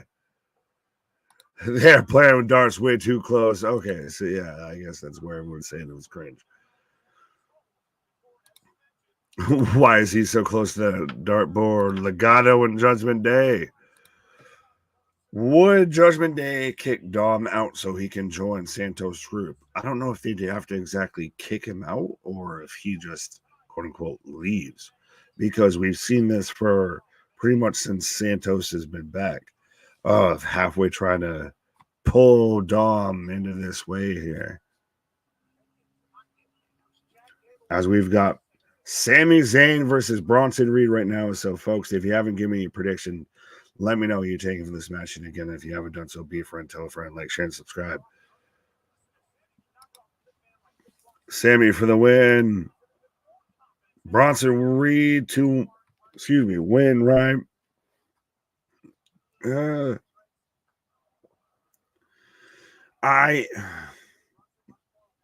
I'm kind of torn with this because if Bronson wins, does it maybe start to add credibility of he should be in the IC match? But also, it sets up a feud for Sami post IC title win. Hi, I see you. He's not winning. Who? Bronson. Okay. Well, and that would have been a bit of my last point, even though, of would Bronson win to kind of help prolong this, Rocky storyline with Sami of like he's got to be the constant underdog of he's coming off a bunch of owls, Rock. Cut me, Cable. Right. Now, very valid. I think because he lost last week, he'll win this week as a way to like the progression. There's hope. But he could lose again, which again, does that not make Reed the number one contender after all of this? Yeah, that's what I did mention of if Reed wins, does he not have a valid claim to be in the IC title match? Yeah, kind of. Instead of Sami, realistically. Yeah, no, this has got to be to where Sami fires up and he shows he's got that, Yeah. chutzpah. Maybe Gable comes out to ringside and starts yelling at him. He's going to throw in the towel, but he won't. And so Sami fires back up. Oh, Canelo. Fair enough. I'm going to go be on towel duty here. There you go. Nick jumping over the ropes just like Sami Zayn. We're rolling along, folks. Make sure you get in that chat. 12 commercial breaks over or under. I'm going to say under based on, it'd be funny if they shoved 12 in the next 2 hours. Be a little bummed out. Over. Everyone's saying over. I wish Sami lost every week. Why? Why don't we like Sami? Come on, MDB. What's up with that? Sami wins tonight. Does that mean he is losing at WrestleMania? No. I think he needs a redemption win here. Like, first he beats Bronson, and then there's, like I said, a little more hope. If he loses to Bronson again tonight, like Nick said, it does kind of make a claim for Bronson to be involved in the IC title match. Also, Sami needs a little sign of hope here. I mean, you can't, you can bury him too far. What time is Stand and Deliver? Stand and Deliver goes live at 11:30 a.m. We will be here for it, folks. We are here all day Saturday. We are here Sunday. We are here bonus time on Thursday and Friday, covering bonus shows. We're covering GCW and House of Glory and Wrestling Revolver and Stand and Deliver and both nights of WrestleMania. So strap in, strap on. Make sure, be a friend, tell a friend anywhere they're talking about wrestling. Take our link, drop it, let them know what's up. Let them know about the Wrestling for Life Network. We are growing super fast. We're heading towards 5K subscribers, which is our next big milestone, and we're loving it. So tune in, folks. We got lots coming your way. Lots. And post-Mania, we got some shuffling to do, but lots to talk about, lots to get into for sure. As Bronson takes Sami up to the top rope. Sami has always been the underdog. It just pushes it. That's where my mind at all. Anyways, yeah, I hear you. I just think back-to-back losses to Bronson might not look well. He needs a redemption one here. That again, I was wrong last week because I thought booking him to lose last week was a bit of a surprise, but I didn't know they were going to run the angle they're running the way they are now. Stand and Deliver is at 12 p.m. We will be here. We are the pre-show, Christian. So 11:30 a.m., breakfast with the boys, brunch with the boys, baking club, whatever you want to call it, the Wake and Bake and Wrestling Shake.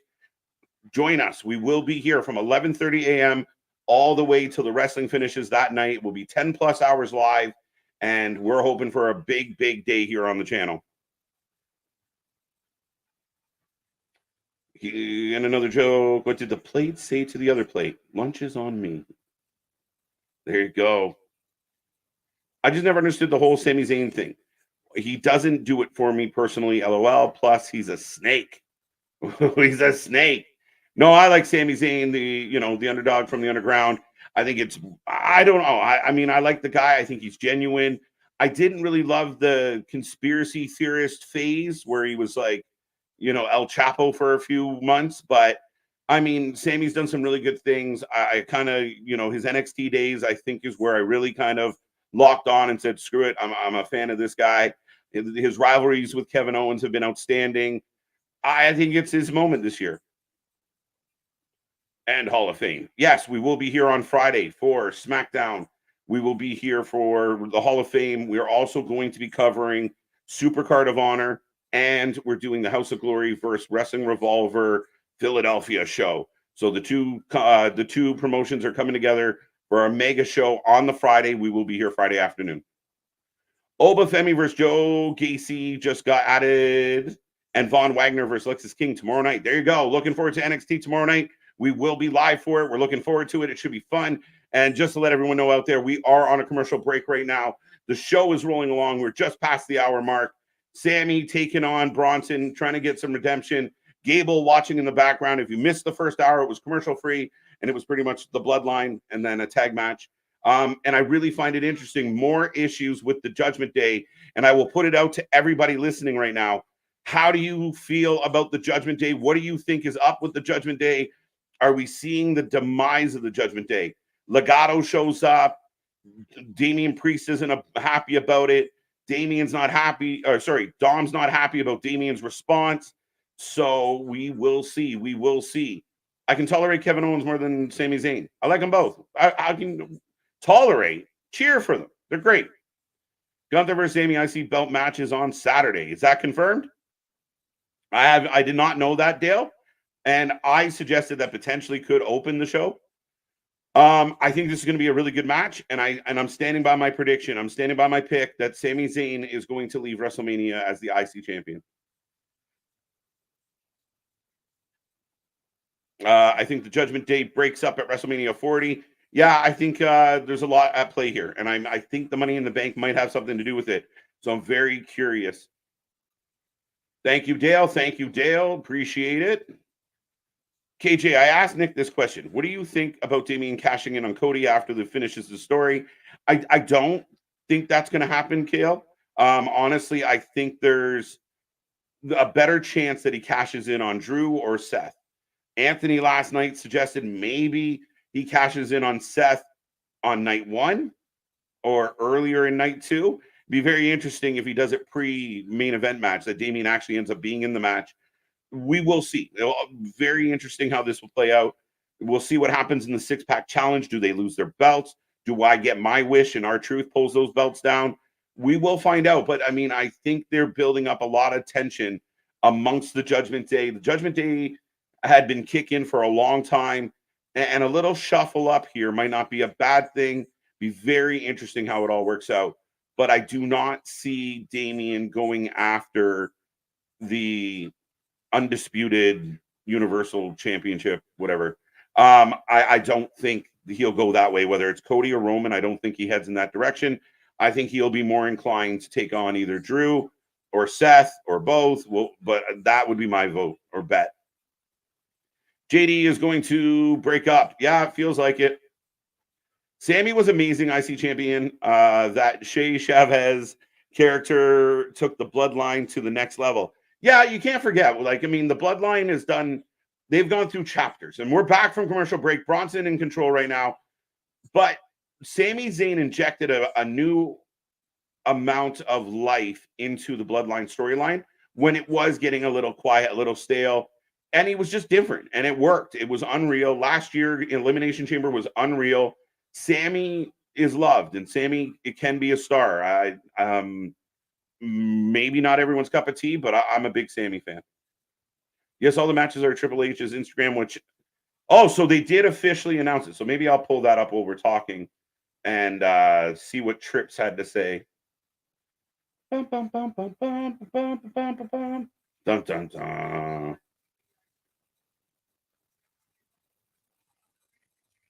Okay. Give me a second. We'll see. Okay. I just think Dom is trying to let his sack hang a little bit. Him and Santos have a common enemy, and that's all it is. I agree with that, but Damien's reaction to it, and then you see Dom turn to mommy and go, "Can you talk to this guy?" Like, it's just, yeah, I mean, on the surface, not a big deal, but when you're having issues in the relationship, then it becomes a big deal. But Sami's got Bronson up to the top rope. Again, I will not be here Sunday for night 2 of WrestleMania. I'm going to an all-star grill. Ooh. And bar in Manhattan.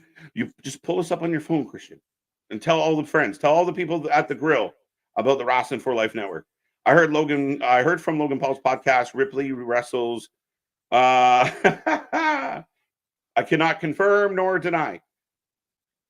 What if 2 teams are able to leave with tag team belts in the ladder match? I don't like it, Keyshawn.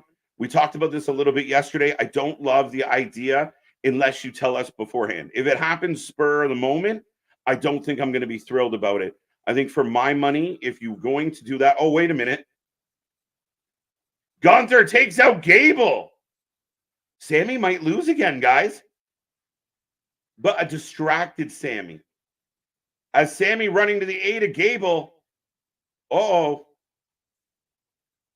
His fallen coach. And Gunther, there you go, DQ. Bronson for the win. So KJ, if Judgment Day is splitting, does that mean Mammy is losing her championship too? No, because again, Rhea's always been a bit of an outlier in this faction, right? They're a heel faction, but everybody loves Rhea Ripley, or most everybody. But right now, Gunther is laying waste to Sami Zayn. Looks like Reed won. Well, that I can live with. How they did this, again, if Sami wins, is it too much hope? Is my theory that, Sami could use the win, but losing like this or having it play out like this, I'm okay with. As Gunther is just beating the hell.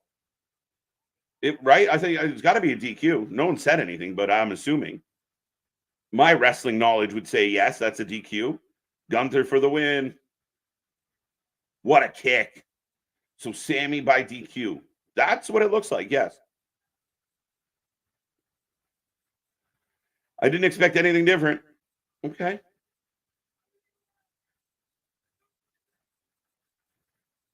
Wow. This is Sami Zayn is winning. Yes, thank you, Alex. Sami Zayn is winning at Mania, guys. They are decimating this man. Is this the first match? Second match. We had an 8-man tag earlier. The Judgment Day was victorious. Damian Priest got the pin over the New Day and DIY, which means they're losing. As Gunther puts the foot on the chest, holds the belt up high, and the ring general dominating. Keep in mind, he already laid out Gable, who Gable was coming out to support Sami. Where's the rest of Imperium? He doesn't need them. That's the beauty of this. He doesn't even need Eichner. He doesn't need Ludwig. He doesn't need them. He's good.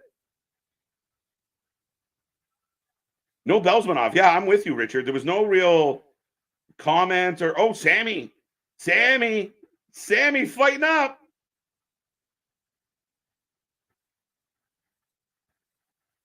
He's not losing at Mania, guys. He's not losing at Mania.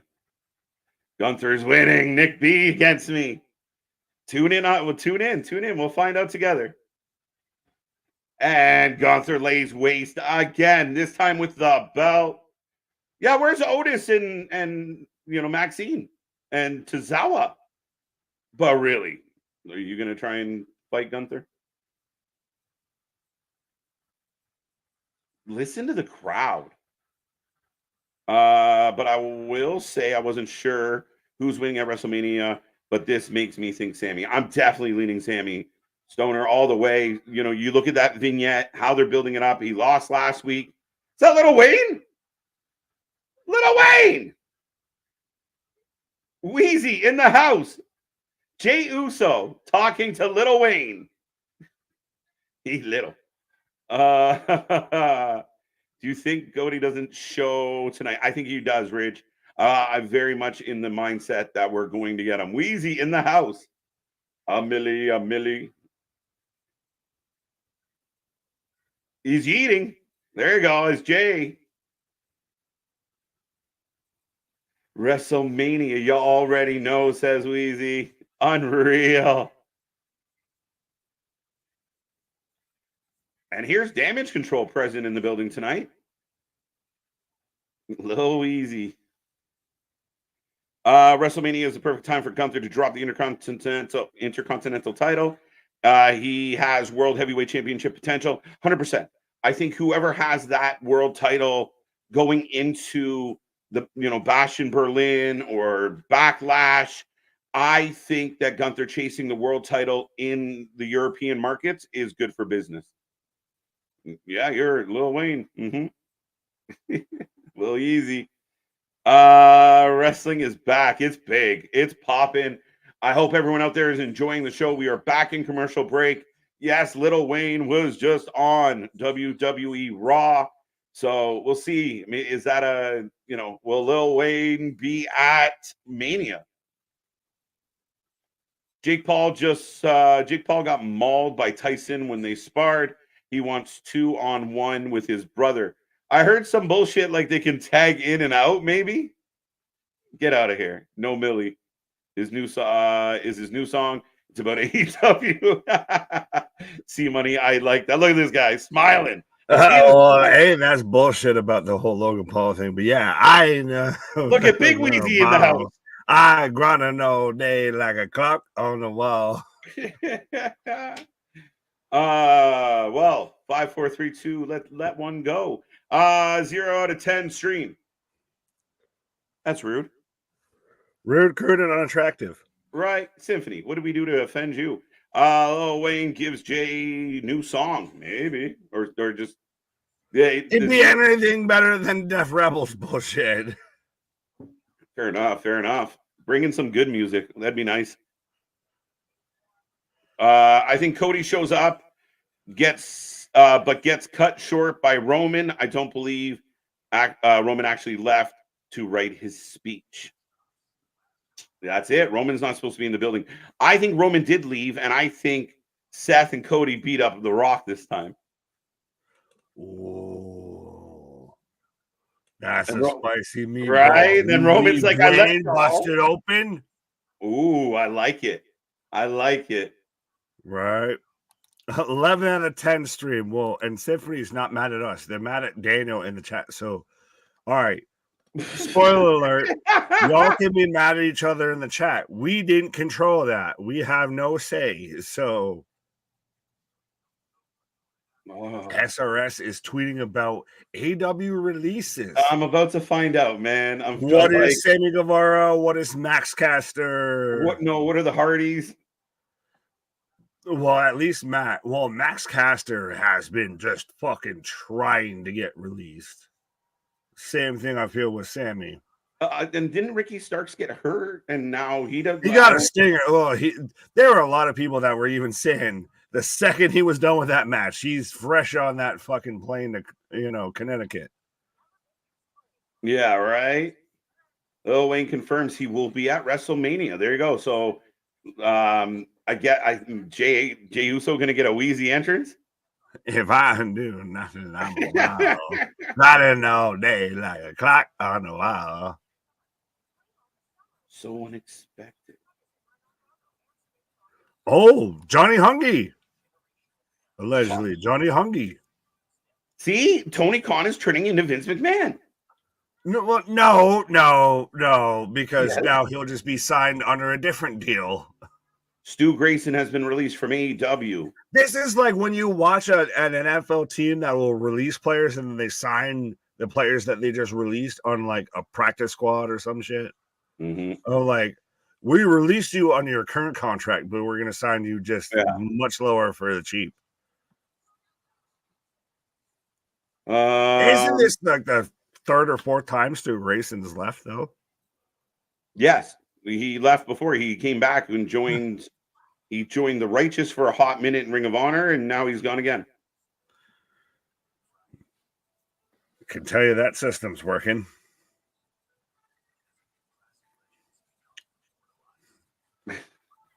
I'm trying to see if there's anything else. If anyone else out there are fact checkers in the chat, if you see anything, let us know. Let us know.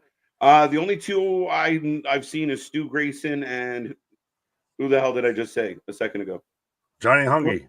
Johnny Hungy. Yeah. So why not just release Dark Order? Because that would save us all a lot of fucking thought. Well, like I said, it's you're releasing somebody so that you can then sign them under a different contract. Yeah, but just let him go, man. Let him go be independent wrestler. No, we've been over this. Like, that's not the AEW model. Right? AEW model is super indie.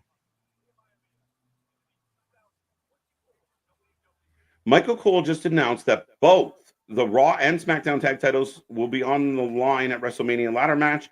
And once one set of belts has been pulled down, the match can... Is that an April Fool's? I haven't heard that. Like, that is being reported. Literally just hear that? That is being reported by Wrestle Talk, but I didn't hear Michael Cole say that. Anyone else out there want to let us know? But apparently they're going to put both titles on the line. If they do, it'd be fantastic. But you can shush. I swear to God, with all due respect to everything with Maxine Dupree, but she constantly just reminds me of like whatever Men in Black movie of like, you are an alien trying to play a human being. Mm-hmm. Funny as hell. So real quick, night one, apparently we know Rock and Roman versus Seth and Cody, Rhea Ripley versus Becky, Jimmy versus Jay, Jade, Bianca, Naomi versus Damage Control, 6-pack tag title ladder match, Gunther versus Sammy, Ray and Dragon Lee versus Dom and Santos. That is your night one card. Okay. So 7 matches on one night. Okay. 6 on the other just because of the hoopla and long ass entrances. Hoopla! Yeah. You figure the Rock and Roman's entrance together is equivalent of someone else's match. Right. They're racing through it just like that car that went by me right there. Will Sting be at WrestleMania? He could be. He won't, but he could be. Right. Lucky, what up? Chair, you said that. What did we say? Probably. So, Symphony, Nick, bye. Hope we catch you on the next time of when apparently people in the chat don't upset you. Cry me a river. No, that's how you get people. You get choked. You can't choke people. Question. So JD has that segment in the back. Legado shows up. Damian Priest not happy. Storms off. Dom turns to mommy, says, can you talk to that guy? Like, what's his problem kind of thing. It really does feel like the Judgment Day might be in peril here. Oh, I think 100% coming out of WrestleMania, it is in shambles. It is in crumbles. It is, a foregone conclusion that it will be a remnant of what it was before. Yeah. Well, Stoner Jesus out here confirming what you've even said of Wrestle Talk has tweeted, I think he meant tweeted, both the Raw and SmackDown tag titles will be on the line for the WrestleMania ladder match. That does end at a really because now it changes the dynamic. Like DIY could win one and R-Truth. They got 2 predictions instead of 1. Who's from SmackDown? So yeah, I mean, if Waller, there's only 2 teams. Yeah, I was just trying to think of like, would they change shows? Like, say you won the SmackDown titles, would you then jump over to SmackDown if you were a Raw team and vice versa? Now, if you're going to have Austin Theory and Grace Waller, one of the 2 SmackDown teams pulled from that, and you have a surprise entendre there. That'd be interesting, right? Because then they would be, if they. But who do you have that would do that? That could be SmackDown's champion for even a brief minute here. Yeah, I mean, I still want that R-Truth moment. I really do. But then it's like you said, where do you go with it? Handicap it. Yeah, I think the SmackDown title gets pulled down first by somebody, DIY or Waller, and maybe not DIY. Get up, drop the bombshell. Get up. They might get the pop. They're not going to win a belt because Devon can't wrestle. Devon they can have a match. I don't know that. I don't think Devon can. Well, then what if it's like I said? What if we go there? That shocked the world. They come in, win the SmackDown tag titles, and go over to SmackDown with them, and I still get my R-Truth moment. There you go. That could work. But how many people are going to know who the Motor City Machine Guns are? Well, this is what you and I argued about. So, right. I mean, I think there's going to be people who are like, huh? But then they go in, they got to show up and show out, and then we'll tell you later who they are. Surprise! I still think it's going to be really interesting if they do that. If they do that's a game changer. Yeah, well, I'm just saying in the sense of if they have it to where both titles are separately on the line. Yeah, it really does change the dynamic of the whole match. It really does. Right. Well, speaking of match, we have Ivy Nile and Maxine taking on Indi Hartwell and Candice LeRae. I like Ivy.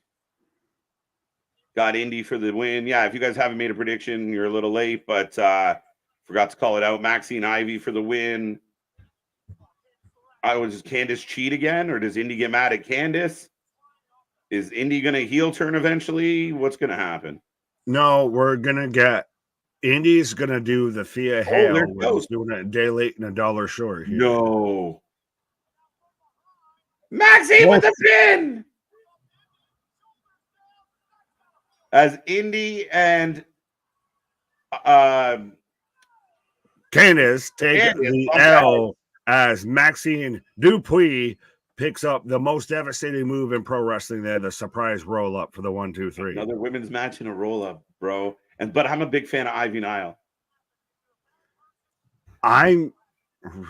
Can I just say something? I'm respectfully not a fan of anyone in this match. Again, they're trying to build up the lower middle card. And I'm fine with that. Like, I get what they're trying to do, but I could give a rat's ass. Yeah, I'm with you. I don't care. Like, when people got all mad about the whole Candice said things about her brother, I was like, nobody cares. That's been the most relevant Maxine Dupree has been in her entire career in WWE. So fuck is we doing? Mm-hmm. As Michael Cole reminding us that Cody Rhodes is not medically cleared to be there tonight. I go bullshit. Bullshit. You're right. You're gonna hammer us over the head. This man sat there and wrestled a whole Hell in a Cell match with a purple titty. Yeah. Oh my God, Indy. Poor Indy. Maxine beat somebody, and it's setting up that tension now of Candice versus Indy, and I get that there's a story there.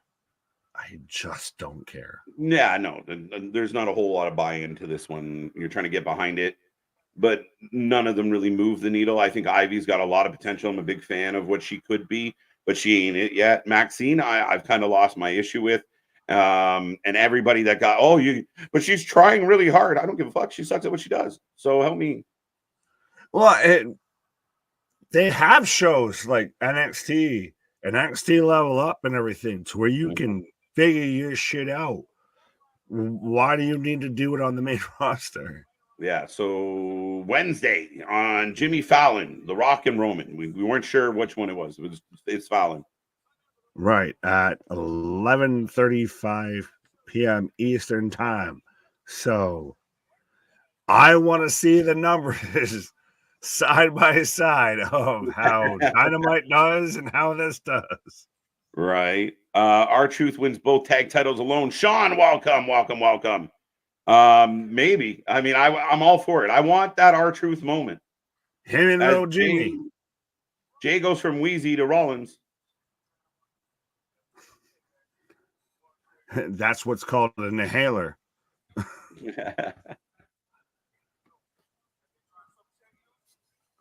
Oh, so Jay saying I got your back.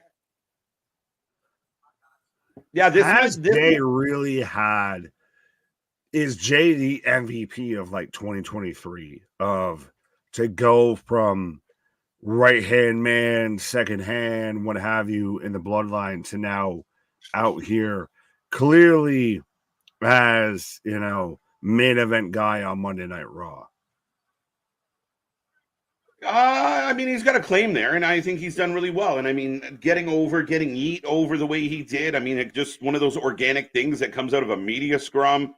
I'm a fan of Jimmy and Jay. I love what they've done. To me, it's an insult to them to say anybody but them's been the best tag team in WWE for the last couple decades. Now as a solo, really kind of staking his claim other than, the run he had against Roman. I think he's been good, man. I think he's entertaining. He cuts a good promo.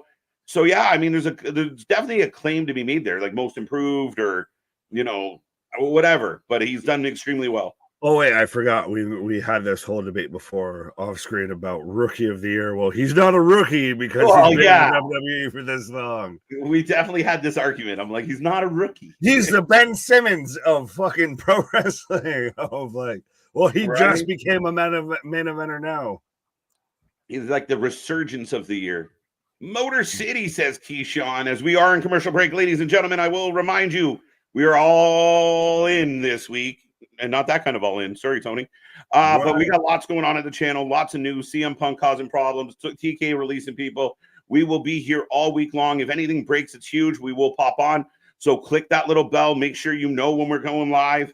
But we are here Thursday afternoon, Friday afternoon. We're here all day Saturday. We're here all day Sunday outside of our normal scheduling, which is every other night. So we are here for like the next 12 days straight. Strap in, strap on, and let's go.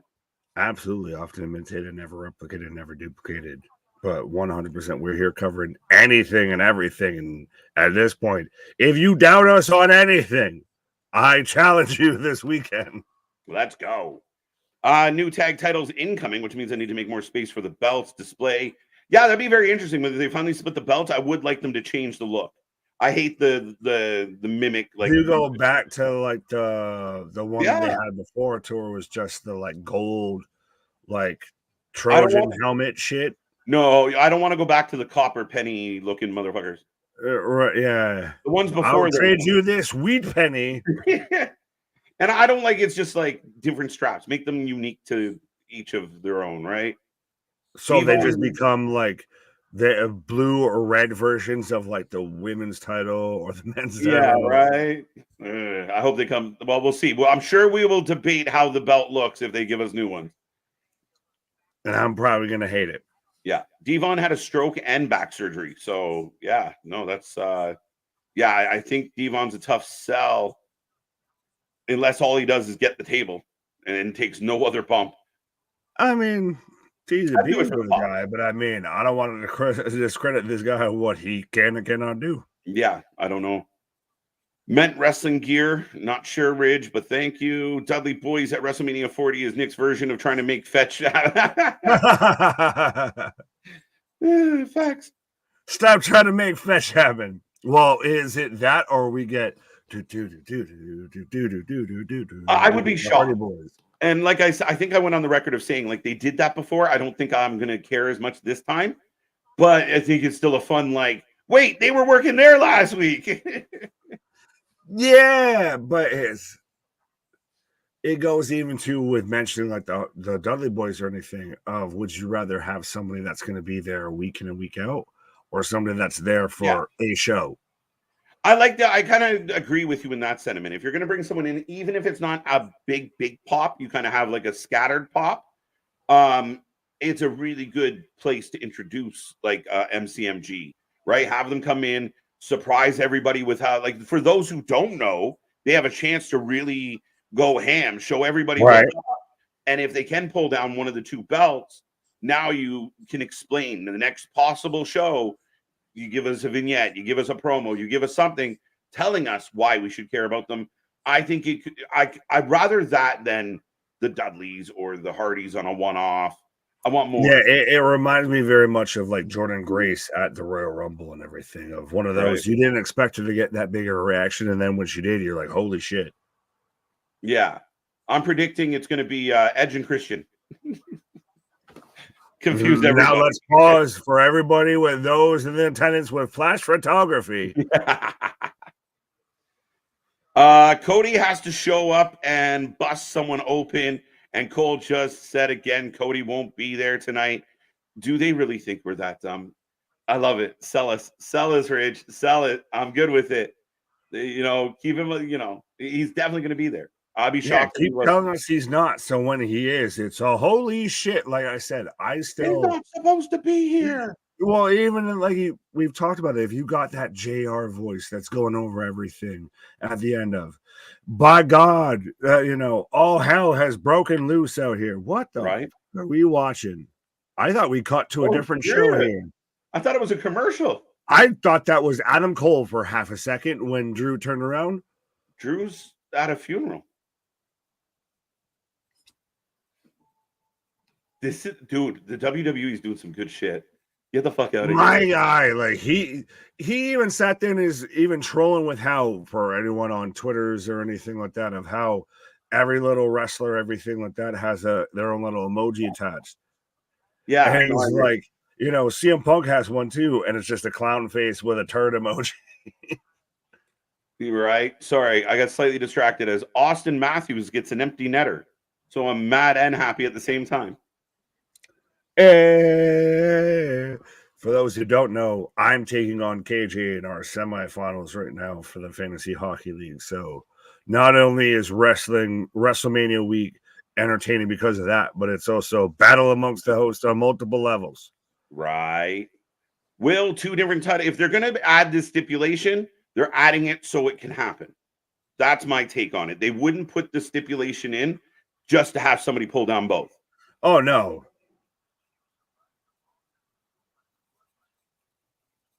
Oh, Drew McIntyre's cooking, bro. You're going to fight in a tag match against Roman and The Rock, and you think you're still going to beat me? He's got a point. He's literally out here in like fucking confession and everything of, Father, forgive me for I have sinned. Of forgive me for my sins. I have just begun. But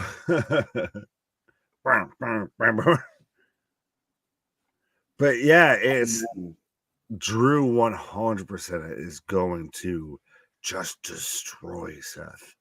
Right? I'm even digging they put a little green hue around the Raw logo tonight. I like it. Drew McIntyre is clicking on all cylinders. This is the best Drew maybe ever.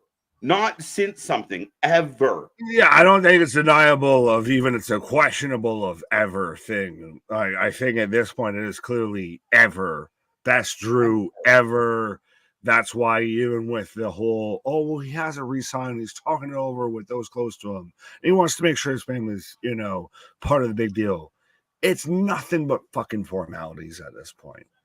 It's going to suck when Damien cashes in on him. No, it won't, because it ain't going to happen. As Ricochet coming out to the ring, ladies and gentlemen, the one and only in action next. Your favorite fighting Irishman, one half of the O'Shea brothers out there on that water tower, Rick O'Shea.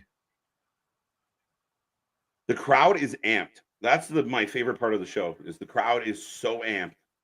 Well, even with his match last week with JD, wasn't supposed to be anything and ended up being one of the better like that's the thing, is it was just that extra layer, that extra little season and everything that helped keep everything with Monday Night Raw cooking.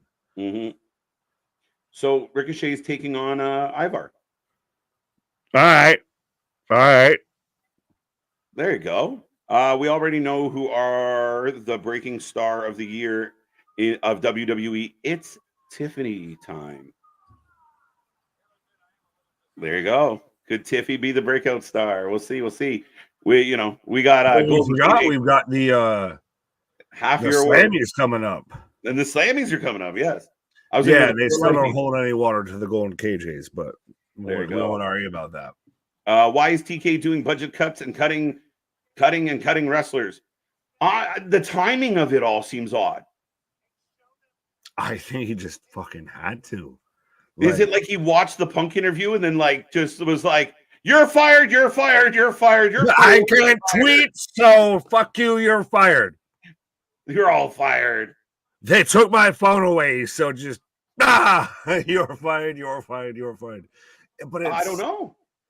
Infamously does not fire people. But it's nothing with AEW seems organized at all. Because they do not have a boss is the problem. Well, I was being polite, but yeah, they have a really nice guy. They don't have an authority figure. They don't have a boss. They don't have a general. They don't have a leader. But ladies and gentlemen, get your predictions in on this match. Who you taking, Ricochet or Ivar? I think Ricochet's on an upswing, so I'm going Ricochet all the way here. Oh, you're going against the Viking. Going against the Viking. The Viking is a patsy. I am confused, but yes, I'm taking Ricochet. Right. He got a whole segment to himself. Are we talking about Drew? Who?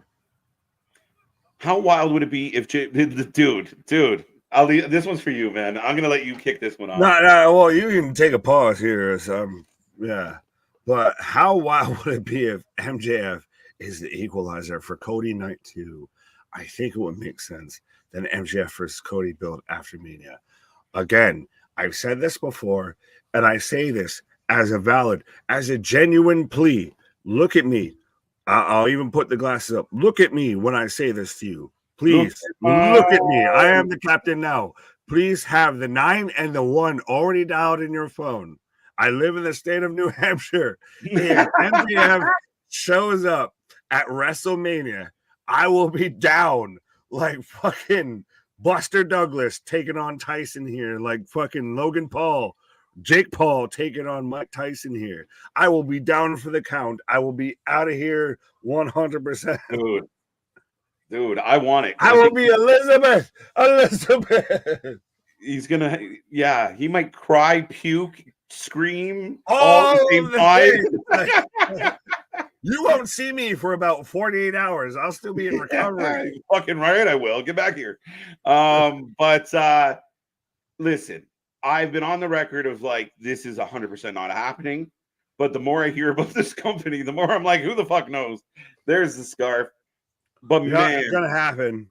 Man, I'm talking into existence. Epic, like fucking explosion. If Cody wins and everyone's celebrating and there's confetti and fireworks and we get the little placard, WWE, and we're good night, folks. What a WrestleMania! And then I even thought about this, Nick. Do it like a slow, like just give us the dun dun dun dun. Like slow down is like, and have everyone like, what is this? And then kick it in. Dun, dun, dun, dun, dun, dun. Nah, I think you gotta go full bore with it. But man, because that's the thing, is you're pulling the fucking band-aid. And I know it is the most like hopium of hopium. Like that is, it seems like such an outlying idea, because we've even said multiple times, if Tony Khan doesn't have him locked down, what the fuck are you doing? Mm-hmm. But we've seen time and time again, everybody that talks about AEW, what the fuck are they doing? Well, so let me ask you, can I ask you a question? I don't mean to interrupt, but I want to get your take as a diehard scarf wearer. Mm-hmm. When you look at the people that have kind of left AEW, it's kind of like the wrestling guys, Cody, Punk, like the guys that really want to dig into that wrestling. And we saw the devil thing go horribly wrong We know he's on the shelf. Does he not feel like a guy that doesn't quite fit the indie crowd? He feels above that a little bit. No, well, and prime example even, and just I will lose my fucking mind if he shows up as a scarf carrying member. But even CM Punk said, and I know everyone's going to be like, well, you're sourcing CM Punk, but yeah, he even sat there and said, probably the worst MJF is when he placated and when he went towards the kangaroo indie, kick, bro. base and everything like that, which we even talked about when he was the fire me, you fucking mark, and everything. Wow. When it comes to guys that are about pro wrestling and about I want to make money and I want to sell out box office and I want to have fucking stacked on stacked on stacked cards of literally biggest gate here, biggest gate there, records in a row of selling out shows. Guess where that is? And it ain't an AEW. That's it. You look at Jade, right? Like she wanted, there is no better platform for me to advance my career and my goals than the one I just chose to sign with. I could have taken more money like Sasha Banks, but I took less money for a bigger platform. That's a really interesting question that I don't think anyone's talked about this. And I will post this as we're back in action here between Ivar and Rick O'Shea. Captivating shit. If Jade Cargill had re-signed with AEW, would she have been higher paid than what Sasha is currently? No, that's the thing. I don't think so. And I think if you're MJF and you're like, I'm the face of this fucking company, you're going to pay me less than fuck Osprey, fuck Okada, I'm MJF. And that's the ego he has to have. Like, to be honest, I could see him being bothered of like, the whole show was built around me and I'm making less than fucking John Moxley. This is horseshit. And what have you given him to come back to? Yeah, what have you done for me lately? Well, they had the whole meeting that was alleged that he had a meeting with AEW higher ups or what have you after big business and everything. And granted, he's still far and away from coming back. But yeah. As Ricochet, he's got to be one of those of like, y'all are trying to do this shit now when I built this. Like, he's got to, if there's someone respectfully that CM Punk can relate to just in a parallel universe, it's got to be MJF. Not bad. Ricochet going for it. Woo! Up and over. Looking good. Back handspring, moonsault on the outside here. Tiff needs a Mania match. She does not need a Mania match. Would it be nice if she had one? Yes. She's a rookie. She's new. And this isn't the company that just shoves 14 matches on each night. I like Tiffany Stratton. I think she's got a bright future. She'll be in 10 WrestleManias. She doesn't have to be in this one. She'll win whatever women's battle royal. Yeah, maybe. Yeah. She sat there and had a whole video package on Friday Night SmackDown and everything. But like you said, I'm a huge Tiff fan. Yeah. But yeah, need is a strong word to say when it comes to her with WrestleMania this year. It's just early, and I would love to see her in action. I've been impressed. As Prince on fire. That's going to be hilarious. Two go. Rage firing people. That's it. Watch. This is going to turn out to be like April Fools. Yeah. Now, is it April Fools on us, the fans, or is it April Fools on the people that think they're fired? Is it weird to say that if you try to do it as April Fools on us, we'd be like, nah, you can have that. Like, no, they're actually fired. Release them before Mania to get attention, but that's not the type of attention you want. And that feels like the type of attention they've been getting for about a year now, in a lot of ways. Well, there's been a whole fucking ton of people. See, about to hit a fucking pedigree. Butterfly powerbomb. 2 count. Yeah, you have the instant people that popped up of like, well, he's only saying it's because of this and just everybody that needs to just fucking shield for AEW there with this. Ivar misses in the corner. Somebody said breaking news that Danhausen was released. I mean, He's been on all of the indie shows. I wouldn't be. What have they done with Danhausen lately? But you know who likes And I'm not knocking Danhausen. Yeah, but know who's pretty good friends with Danhausen as of his interview today?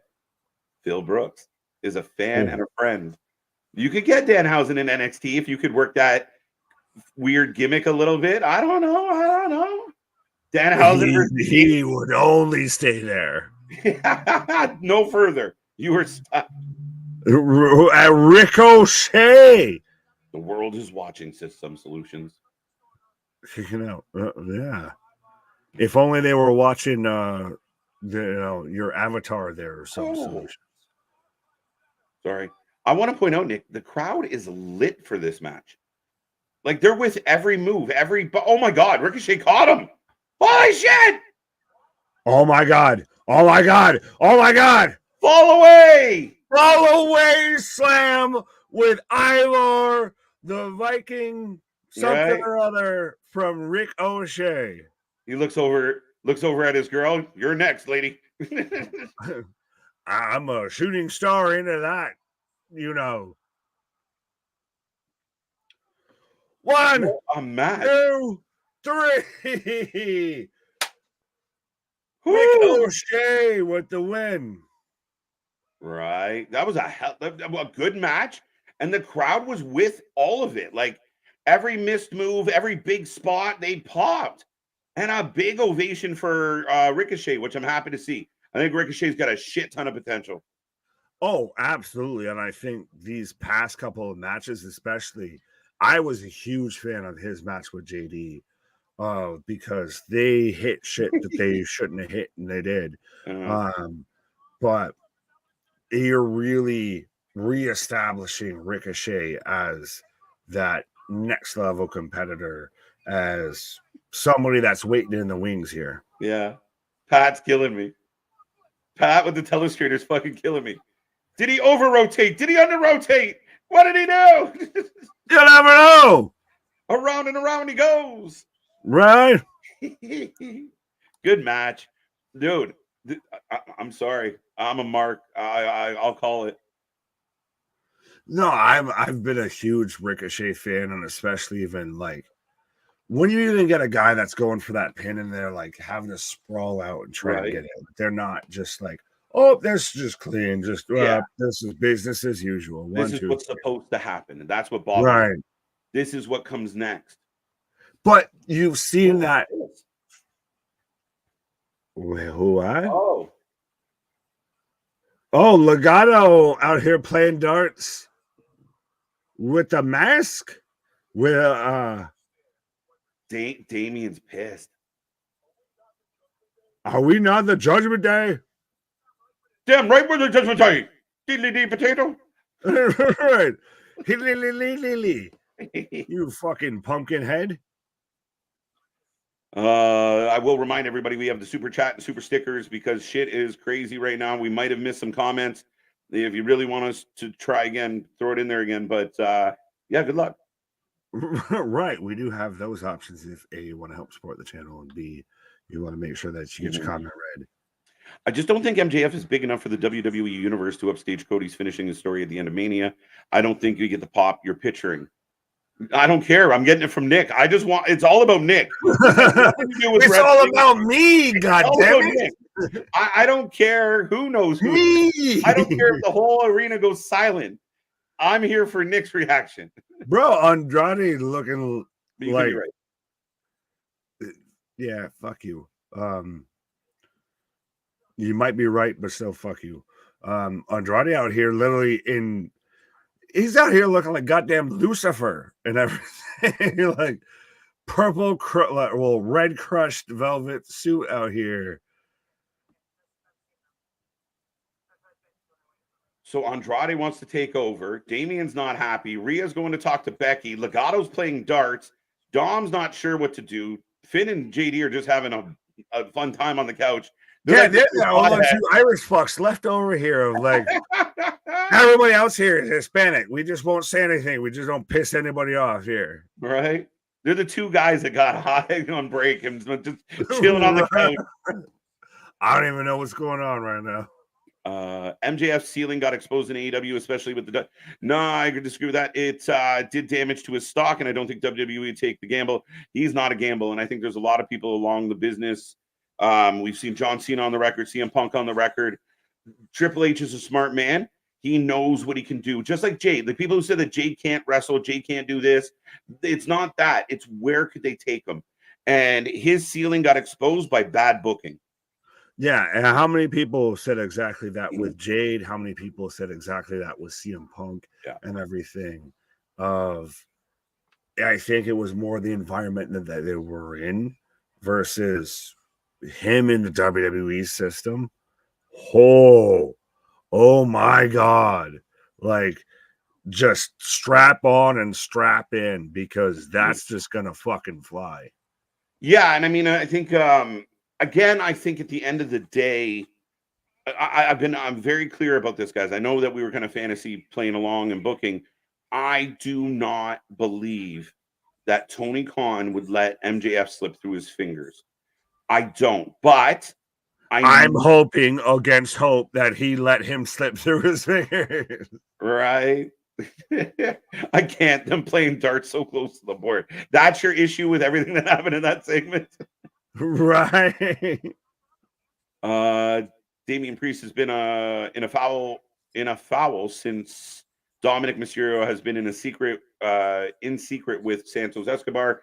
So this lends to the issues, right? And where we talk about maybe, and listen, maybe Nick's right. Maybe Damian goes to cash in, and it's Finn Balor and Judgment Day that cost him the opportunity to successfully cash in. However, they could also set up really good rivals when he first becomes this babyface champion. Yeah, and they could when he doesn't cash in, because there's even the whole potential idea that it could be dun dun dun dun dun dun dun dun dun dun dun dun Chambea, Chambea. I was like, where are we going with that? I was like, what? Right. Well, that's the thing, is I think that they're adding extra layers, they're adding extra padding of extra ways that can find an out for him to not successfully cash in and still have a story going beyond that. Yeah, no, you're not wrong at all with that assessment. And I know I'm still convinced that I'm kind of hoping that it's successful because I like Damian Priest and I like the chaos. Give me something I didn't see coming. Which is more likely? Damian Priest cashes in or MJF shows up in WWE? Priest cashing in by about 1.5 miles. Fuck you. This looks like the Latino faction. It's Mega Lowo. I don't know what's happening. The Latinos are taking over. It's the Latino hangout here. Why the hell are they acting like Andrade and Santos and Angel Garza and Humberto are not connected in any way? They're not. Andrade's just there for Dom. The other guys that might be, you're like, I don't know them. They're not me. Right. Yeah. I know nothing. Right. Releases are tough, but then again, look at the likes of Nick Nemeth, Mustafa Ali, Eric Young, Naomi, Sasha Banks, Matt Riddle. Matt Riddle might be the outlier there, Eric, just to be picky. But I get what you're saying is sometimes when things come to an end, it's a chance to start over, not to be all philosophical and philosophize with everybody. But yeah, I mean, sometimes it's a great opportunity to repackage yourself, refine yourself, start new, start fresh, end up in a new studio. To get philosophical to half an extent, as we're getting the male fucking video package right now. I used to rhyme like this so I could, but with CM Punk out there I'd rather choke on greatness and everything, than starve on mediocrity. I think that's a fucking perfect quote. Oh, we're getting a McMeal package, by the way. Y'all thought it was Reddit? KJ Nick, serious question. When Netflix has Raw, what happened? Now, I believe they're phasing out Peacock, right? Like a lot of the content, like the library and stuff, is going to shift. Now, I could be wrong about that. Well, but I don't know, because it's this weird. For the longest time, Oh, as we've got Becky coming out, but as we have a huge shot walking through the crowd, but nothing's under one roof. So it's not even like when they had the network to where everything was kind of there. Like Peacock, we, to my understanding, know that the premium live events will be there, but what else beyond the premium live events will be there? Raw is going to be the home of, or Netflix is going to be the home of Raw. CW's got NXT. Fox has, or no, USA has SmackDown. Mm-hmm. But that's the thing, is it's the giant shuffle game. So it's now what content lies where. Yeah, it'll be interesting. And I mean, Netflix might only house the Netflix made wrestling content that's coming, because that's part of the conversation. Like, they're going to do more documentaries, more things. We might see less Superstar Sundays because of this. I think a lot has to be worked out in the wash. I honestly don't know, but Ricochet. Do you see them bring back Total Divas to have something like that on Netflix? I hope not. Well, maybe it's no. Depends. I didn't like Total Divas to begin with, so you have that. Mm-hmm. We can finish here, right now. I don't want to butcher the first name, but so we'll say G Gaming with a whole bunch of fingers. I hope it's a good one. Pause. I hope it's a good finger. We'll be on Netflix. KJ got fingered. Daddy would be like some proud. Daddy would be like some proud. SmackDown will be on USA. Oh, wait a minute. Pierce has brought the big guns out. I'm not jeopardizing one of the biggest matches of WrestleMania. Rhea and Becky is on Saturday, yes.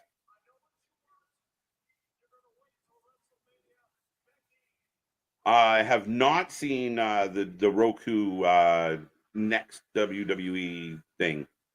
No, I think that just can't, like, that's the thing, is there's so much right now, because that came out today. The Wyatt documentary came out today. The Punk interview came out today.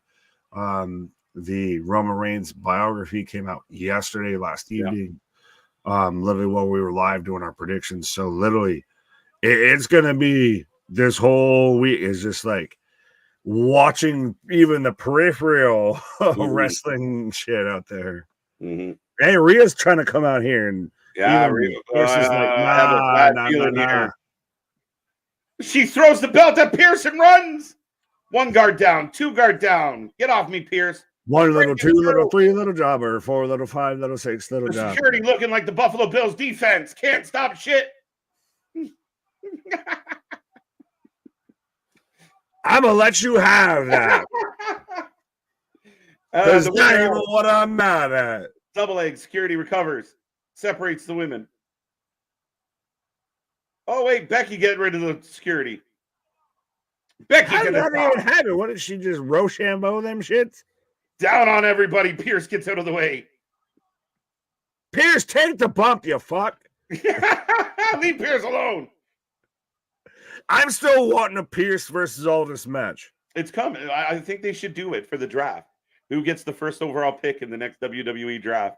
Which, can I just say, shout out our buddies over at the Wrestling Republic and everything. But I also halfway hate that the fucking fact that Monday Night Raw is on April Fools and everything. Well, no, because I woke up to them fucking sharing some shit about how WrestleMania 41 or 42 is going to be at Wembley, and I halfway believed it for a quick second. I'm like, just fuck you and your April Fool's shit. Bro. Who's boring? Paul, who's boring? But we got Dakota kind of promo. The Anime Club just showed up backstage. Becky's so boring. What was boring about that segment? What did she just do that was boring? You might be right on the grand scheme of things. But what just happened to elicit, man, she's so boring? Like, that wasn't fun? She just... Am I wrong? That's just like kind of hating. Like, she sat there and had all like 5 minutes, and you're just like, oh my God, it's so boring. What did she do? She didn't cut a long promo. She didn't drab on. Like, it was pretty quick and easy. You would sit there and say that she was more indifferent than boring. Like, that's the thing. She didn't do enough to even be boring, I feel. Right? I thought that went really well. I mean, again, you got Pierce out there saying this is one of the biggest matches on Mania, and I'm not risking it. And the women just can't, it's personal. She talked about my kid. This sucks. I still think Rhea's winning, but nonetheless. Right. If she was in the ring for 10 minutes just jabbering on, we'd have a conversation about did she bore us. But you might not like Becky. That to me can't be described as boring. I thought it was Becky, shit. No. Becky's on fire. Such a juxtaposition there. Man, wrestling has some really bad security. It's historically factual. Yeah, it's amazing how they hire all of these, local enhancement talents. Yeah, right. Do you think that at this point they could afford to hire some real security? Right. Can MJF attend Mania and be in the crowd without getting in trouble? No, I mean, people talked. Well, Punk talked today about people weren't too happy with him showing up in May, right? So, I think if MJF gets caught at Mania, like in the crowd, like Matt Hardy did, some people are going to have issues. Like, what's his name out of the Highlanders and everything when he was at the show at TNA and everything. But yeah, no. When Punk's out there having to say about, the term betrayed was thrown around and everything, like, because he showed up backstage. Like, I mean, I get it on one hand because it's company lines. We're at a war, so it'd be like somebody from WCW or WWF showing up, vice versa, what have you. But I think that just goes to show the environment backstage and B, how he felt about the whole situation. Mm-hmm. Yeah, no, the whole situation was a mess. So we are in commercial break, folks. We are rolling along. I see the chat still rolling. I still don't understand. Even Juan says that segment was boring. I thought the segment was fun. Am I just didn't like? Well, no. Then he turns around and says, "I meant wasn't boring." Wait, okay. How do you It happens. Chubby fingers. Shit happens. There's chubby fingers and there's like dyslexia, and I feel like that's more the other one. Right. Oh, like I meant not did doing how you are. Like you're talking out here like fucking Yoda with this shit. Yeah, and Christopher's bang on. WWE trying to get fights going for clips for their Mania hype packages. 100%, Christopher. Yes. That's why it looks smart. Mm-hmm. That's why everyone, like, after they're done having their little brawl, there's like 3 shots that are perfect with them and WrestleMania logo. They're setting the shit up. They're not. You think you're special. You do. I can see it in your eyes. The Boys have been released by AEW. Fightful Select is confirmed. Oh, Dalton Castle is just beside himself then. Does Dalton get released? They don't use him. Does Dalton have a purpose anymore? I love Dalton Castle. This is a shame they won't use him. I'm indifferent on Dalton Castle, to say the best. I just think that AEW needs more Dalton Castles, like just more wrestlers, not him specifically, but I do like him. But he's got flair. He's got, not Ric Flair, but he's got charisma. When he was on Dynamite, the crowd went crazy. They were into what he was doing. They don't have enough of that. They're just like, who had that, and what AEW owns, and what is kind of at that same level? Ring of Honor. That's where they're at. They're Ring of Honor with a fucking higher payroll and just failure to fucking launch. Clash at the Castle. June 15th. Clash at the Castle comes back. Where? Is it back in Wales? I don't know. Look at he got Pat with the teleprompter again. Pat called Pierce a stooge. Never seen one of those before, says Adam Pierce. Pat literally 13, 14, 15. Pat McAfee is respectfully one of the greatest gifts to pro wrestling.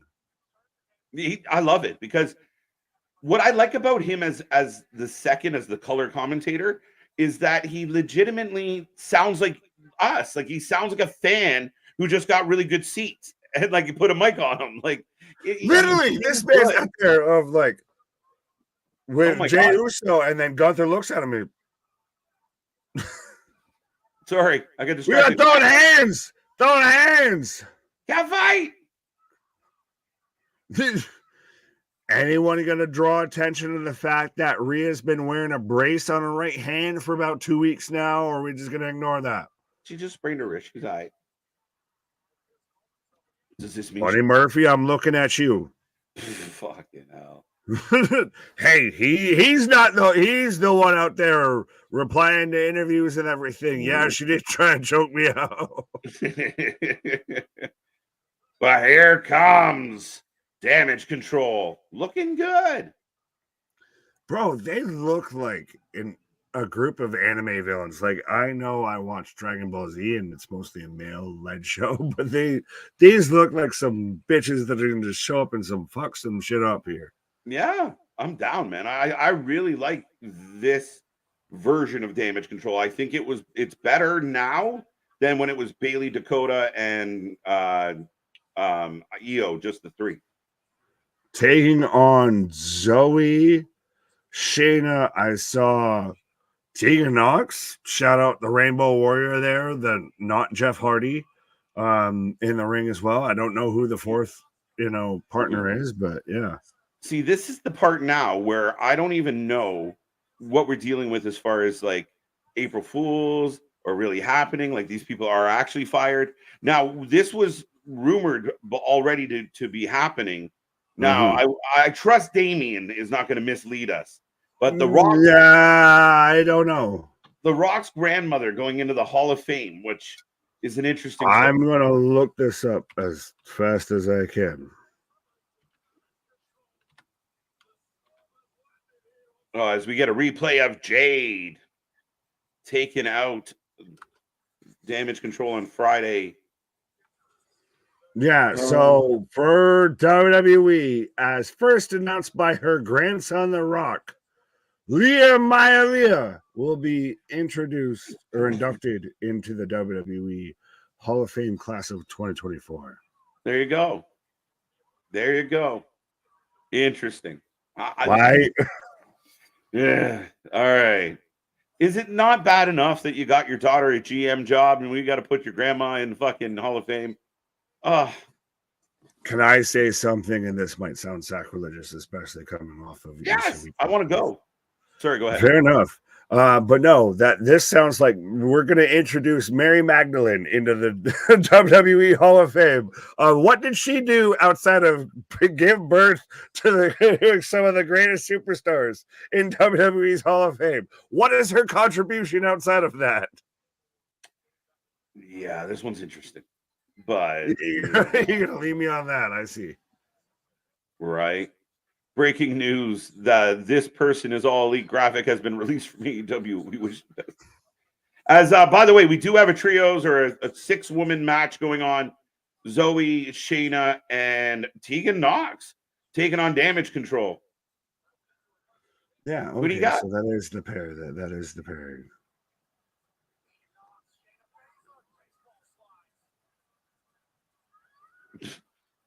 Is this the first time in a hot minute that we've seen Tegan Knox?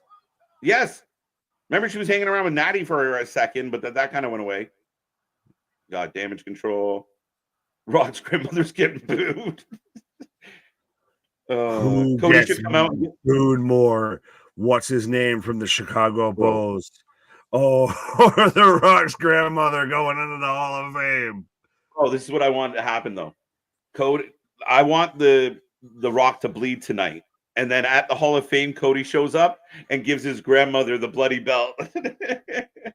Like the Rock said he was going to do. Let's go. Well, respectfully, T's and P's, is the Rock's grandmother still here with us. So can she show up and receive the ceremony, the award here? It would, well, yeah, her representative. And here comes Joe to receive the award.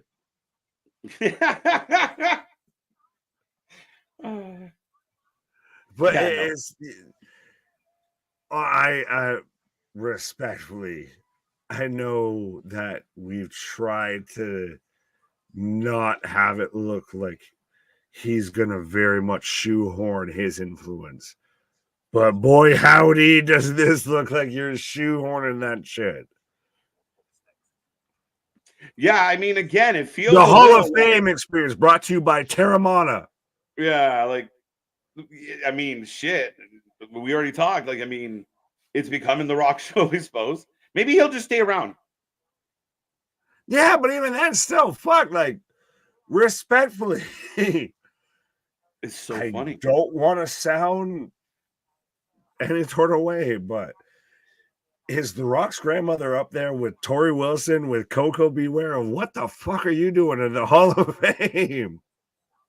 Yeah, I mean, yeah, and I mean, there's a few others that really kind of get, my head scratched. But listen, maybe I got to do a little more reading. But what I know of, like, I mean, she was a promoter. I understand you can lean into the, she was a female promoter in a world full of dudes. I get it. There's some accolades there for sure, but I don't feel like. Yeah, I don't care. It's the Hall of Bro, Fame. you have people that are like Thunderbolt fucking Ross there. Thunderbolt Jackson. Ross. His Yeah, last name is Patterson. Whatever. Not Pat, but Thunderbolt Patterson out there. And even then, you have people who are like, all right, is this a WWE Hall of Fame or is this a Pro Wrestling Hall of Fame? And everything. And even then, it's still like, you're twisting people's arms. Mm-hmm. You have, Mama Maui out there, that's now going to go into the Hall of Fame. All right, now you could have Yeah. Like, what the fuck are we doing here? Right. Please go watch all 3 seasons of Young Rock. I know it may be hard, but y'all will see why. I've watched some Young Rock. It's a tough watch. So is OP gonna be in the fucking Rock and Roll Hall of Fame here? Like, what the fuck are we doing? We're just gonna start adding in fictional characters here? What the fuck? Oh, you gotta go and watch Young Rock to understand it. No, how about that? When the fuck are we not holding people on credentials? What do you mean? Well, no, I'm saying, you got to watch Young Rock you'll understand why she's going to be in there. Like, no, let the credentials speak. I don't need to watch a TV show to sell me on why this person should be in the Hall of Fame. Yeah. What am I missing? But yeah, definitely rolling along, folks. We're back from the commercial break. The trios match still going. I'm going to step away for a moment. I was just trying to figure out. I don't know what you're trying to figure out. I don't know. I was just reading. But yeah, folks, keep going. We're not done yet. There you go. Yes, as we are back in action, as we're getting in the bottom corner, the debut of WWE Speed. Pause. I feel like that halfway could be a shot at Tony Khan. Debuts on Wednesdays on the Twitterverse here, to where they're going to have a Speed Championship. But Lord mercy, yeah, don't poke the bear sometimes. But right now, Kyrie and Zoe going at it. And this is, again, Kevin Dunn, eat your heart out. There we go. I said the words right in that order there. But we're getting a shot just fully spun around at ring mat level here. Versus we've got to get 18,017 camera cuts here like Kevin Dunn. Young Rock, great show. Samuel, what up? I had to stop watching Young Rock. That show was so inaccurate. Just saying. Watch BTE to understand inside jokes that aren't funny in our mind program. In our mid program. Yeah, I was that you're gonna say are mind numbing. But yes, yeah. Again, I respectfully, and I know we're the smart mark audience. We watch all the wrestling, more wrestling than anybody else out there, and everything like that. But I don't need fucking homework and extracurricular activities to sit there and understand what's going on in your television show. We are back from commercial break. Yes, we are. One. Opie and Anthony, yes, in the Hall of Fame. There we go.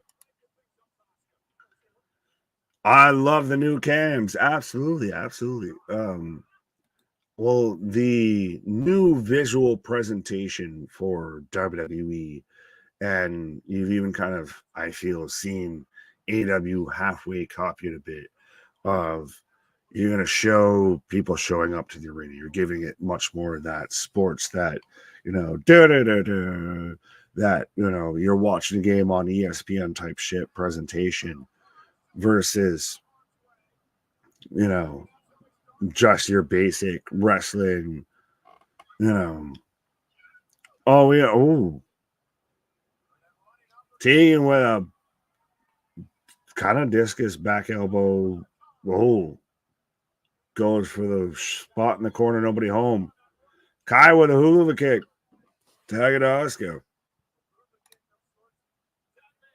Fight Forever has been released from AEW. It needs to be. I have not touched that game since I bought it, and I have nightmares about that game, I feel. Jobson saying really bad filler tonight. What exactly, though, would you say has been filler as the Kabuki Warriors pick up the 1, 2, 3? And I think, again, I will ask this. As far as a go-home show, does tonight compare or equal to last week's show in terms of a go-home show?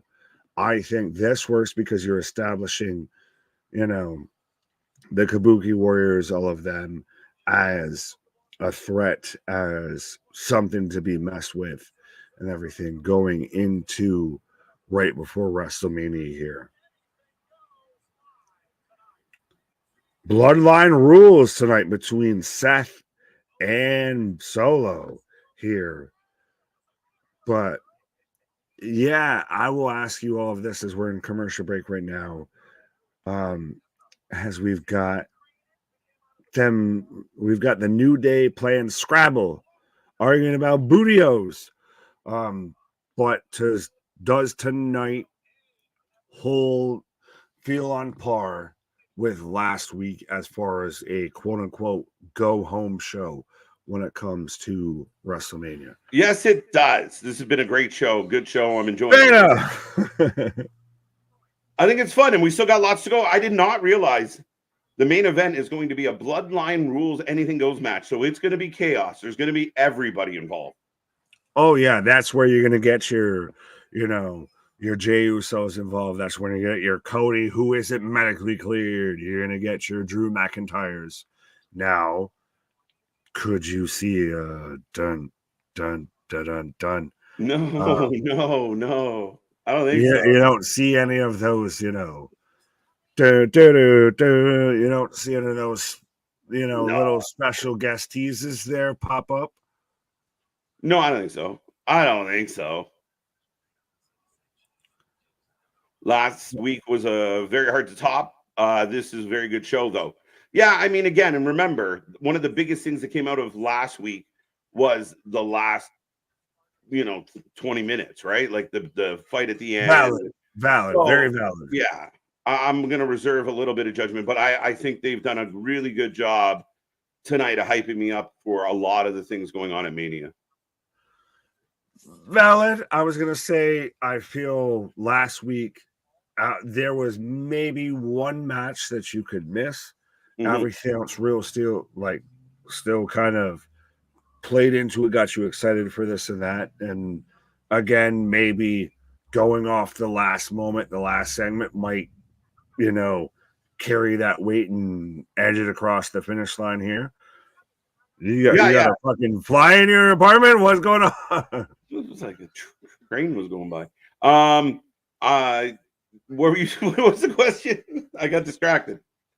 Squirrel. The question was, do you have a fly in your apartment? But no, the question was about, does right now, outside of the last moment, would you compare it that way? Because I feel like there was a lot of really good moments that we didn't expect were really good moments. I feel like this has been more, this has been a lot angle heavy, really. Yeah, but I mean, I think I really enjoyed Ricochet and Ivar. I thought that match turned out pretty well. The tag match was it was okay. Good win for Damian, maybe not great. I feel like the quietest the crowd's been tonight was during the last match, the women's trios match there. So I mean, I get what you're saying, but I feel like the weave through, I've been excited about a lot of things. Even like the Judgment Day in the back's been interesting to me. I really like and again, I think both shows were very angle heavy. So I think at the end of the day, I mean, right now they're neck and neck. Last week was great, but I still think tonight's, as a go-home show, they've done it extremely well. Do they need, though, that big, huge moment to really send it home? If they don't have that? Yeah, no, Cody's going to be on this show tonight. Oh, but right, but he could be there. But if they don't have a moment that's equivalent on par with last week, I feel there's going to be something. Need a step back. With Roman saying he's leaving the building, with this being a Bloodline anything goes match, with Cody not medically cleared, which we know him showing up not medically cleared. He's a hero. He doesn't have to be medically cleared to show up. Maybe he like pulls up in like in a beer truck and sprays them all. I don't know. But I mean, there's a lot to unfold. And yeah, you do need that go home, that cherry on top to bring this to the next to bring it to that point. You need that Jim Ross of, as God is my witness, things have broken all out here. All hell has broken loose out here, folks. Right. And I think Boston covered the one thing. I think we had the bonus that Seth, Drew McIntyre, CM Punk promo segment was outstanding last week. So we had the Bloodline stuff plus that, where we didn't quite have another moment. We don't get that tonight. Well, no, I like what they did. No tie in there. Well, they did the Drew thing, which I thought the Drew promo was really good. Seth's preoccupied with the Bloodline, and we'll see Punk next on the weekend. Fair. Pat is my favorite WWE superstar. Give a Mark a mic. Love Pat. Exactly. That's how we feel. Give a Mark a mic. What is the Wrestling for Life Network, my guy? Damien saying there was 10 releases. Yeah, I did have the list here. The boys, shit. Dasha. Wait, who what? Dasha got released. The boys got released. Jose the assistant. Oh, Jorah Johi. Who's gonna translate? Right. Penance and Penta now. Right. I think no. That's the other guy. No, that's Abrahantes. Anthony Henry. Gravity got released. Oh, he just hit the floor. Who knew he was signed? Stu Grayson, Parker Boudreaux, and Slim J. Dear Slim, I wrote you and you still ain't called. Dear Slim, I wrote you release, but you still ain't accepted. Yeah, he was out there with, the flipping and the flopping there. He was part of that faction with Parker Boudreaux. Yeah, the Gold Diggers. Who knew Parker Boudreaux was still on the roster? I didn't know he was still on the roster. So it's very interesting. It's not like they're releasing, people that we see all the time, or they're releasing, predominant people. They're releasing people that haven't fucking done shit in ages. Yeah, I don't know. Who cares? Release Dave Meltzer. Yeah, absolutely. I was going to say, T's and P's and sympathy for Dave Meltzer out there, who's going to be just, it's so hard to say goodbye. Pal, I cannot click on your comment, but I did see it. I'll let you know. Rapunzel with a funny one. I don't think anything happens tonight is even better than the Punk segment last week. It wasn't just the 20 last minutes last week. Show was near perfection. I understand what you're saying for sure. I mean, I just reserving my judgment until I get the next 30 minutes under my belt. That's all I'm saying. I'll compare apples to apples but you're right. I mean, last week killed it. I don't feel like this show is lacking, but it is up against heavy competition. Now, by the end of the show, in 35 minutes from now, we could all be like, oh my God, that was amazing. Can't believe that happened. We'll see.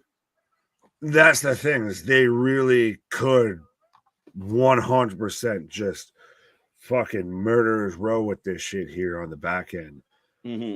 But they do have they have a Mount Everest to climb, and it's starting to look like they might have a broken foot trying to climb this here. Yeah.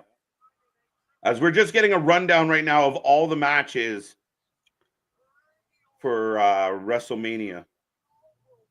Side note, do you have a favorite WrestleMania theme? No? I have two. Yeah? WrestleMania 17, I'm going to do things my way. My way. That's iconic. And then 33, the Pitbull one, I'm not ready to go. The green light? Yo, give me the green light. Yeah. Yeah, I mean, I like the My Way one. What was it? What AC/DC song did they use the one year? Oh, Christ. They used one for SmackDown for a hot minute, so right. Oh, we're walking with Seth right now.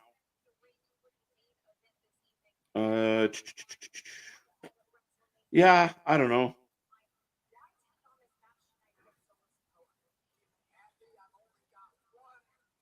Let's go solo. Raw's last segment should be fired. Who is Jora Johai also got released. Who is that? Who? We barely knew you. Right. Joe High, I barely knew you. Oh, there's Drew.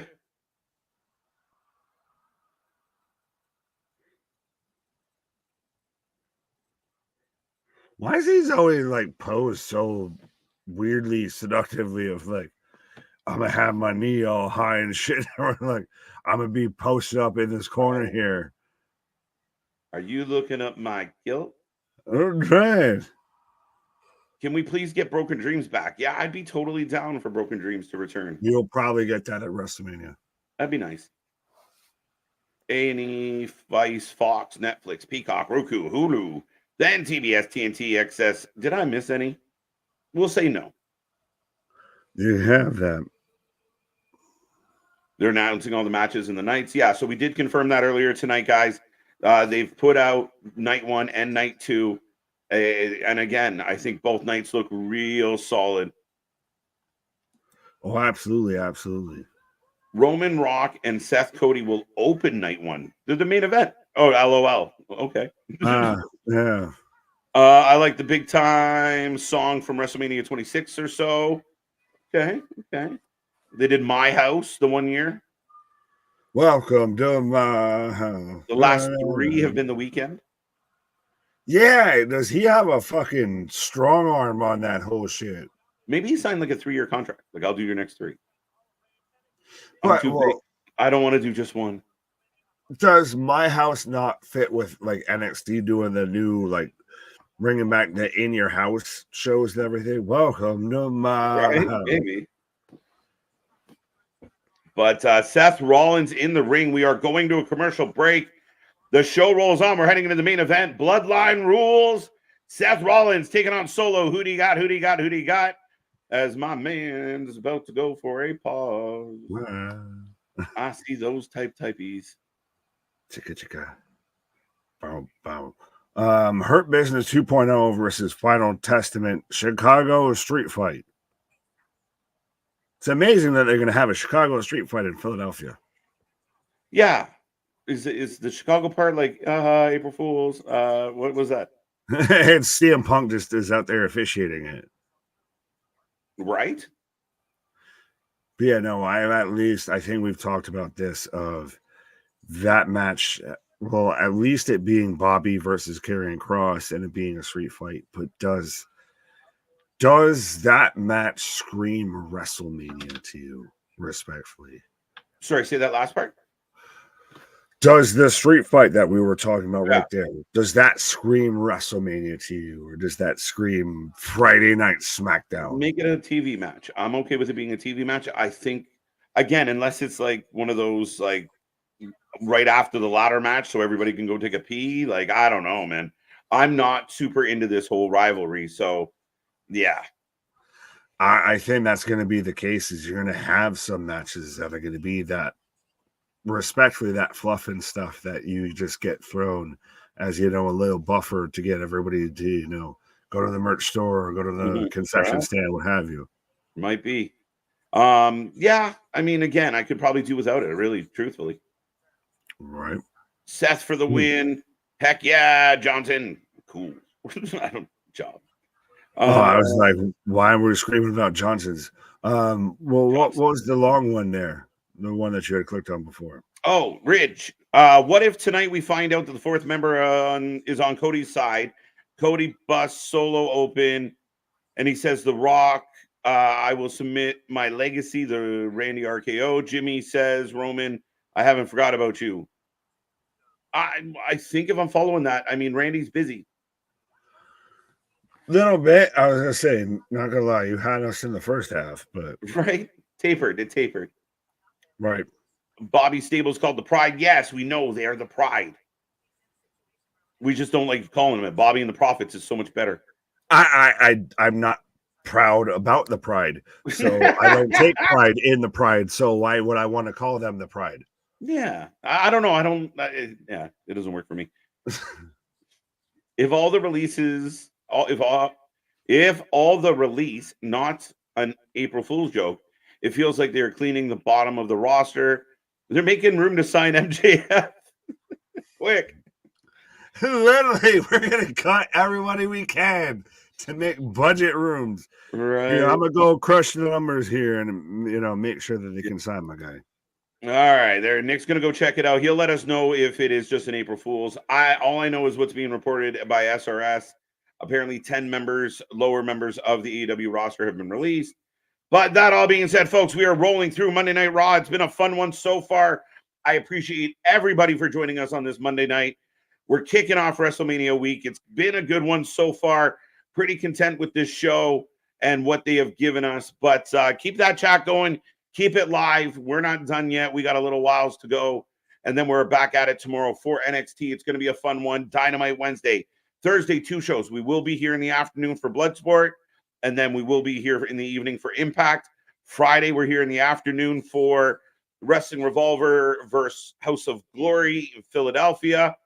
And then we are coming back for Supercard of Honor, SmackDown, the Hall of Fame, all the things. Saturday morning, not 7 a.m., 11:30 a.m. We will be live. NXT Stand and Deliver. We stay all day long. We're going to play some games. We're going to have some fun. We're going to give away some prizes. And we are definitely sticking around for WrestleMania Night 1. 10 plus hours live. Support us as much as you can. We're going to need the love. And then back at it on Sunday for the second night of WrestleMania. Then Monday for the Raw after Mania. Then NXT after Stand and Deliver. Then another Dynamite. We don't stop, folks. We watch more live wrestling than anyone else out there, and we love doing it. So get in that chat. Let me know how you're feeling about this main event. Who you taking between Seth and Solo? Remember, bloodline rules, anything goes. So I'm expecting a lot of people to get involved with this one. So we'll see what happens tonight. Mania needs at 15 matches.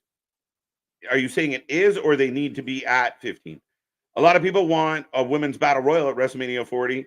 I don't think you're going to get one. I don't know. They haven't announced it, but a 20, maybe. I mean, I kind of like the card the way it is. I don't necessarily feel like to me, that's the modern, like everybody gets a medal. Everybody gets to be on the show. It's WrestleMania. You keep the card clean and you give us quality over quantity. I don't want to see a bunch of extra shit shoved in there. We got good women representation, and having a battle royal just so 20 other women can feel like they were special enough to be on the show. I don't know. I'd rather just keep it the way it is than adding more and more and more. They have to teleport to Chicago to get the W. There you go. Are you team face paint or team mask? Dun, dun, dun. Team mask, maybe. What do you think the WrestleMania 40 stage is going to look like? They're already kind of putting out little teasers and such. I think we're going to get another big ramp based on the size of the stadium. As we're kicked off and rolling, tope right away by Seth. Down goes Solo. Oh, wait. Did he just make it too? Yeah, we'll leave that man off topic right now.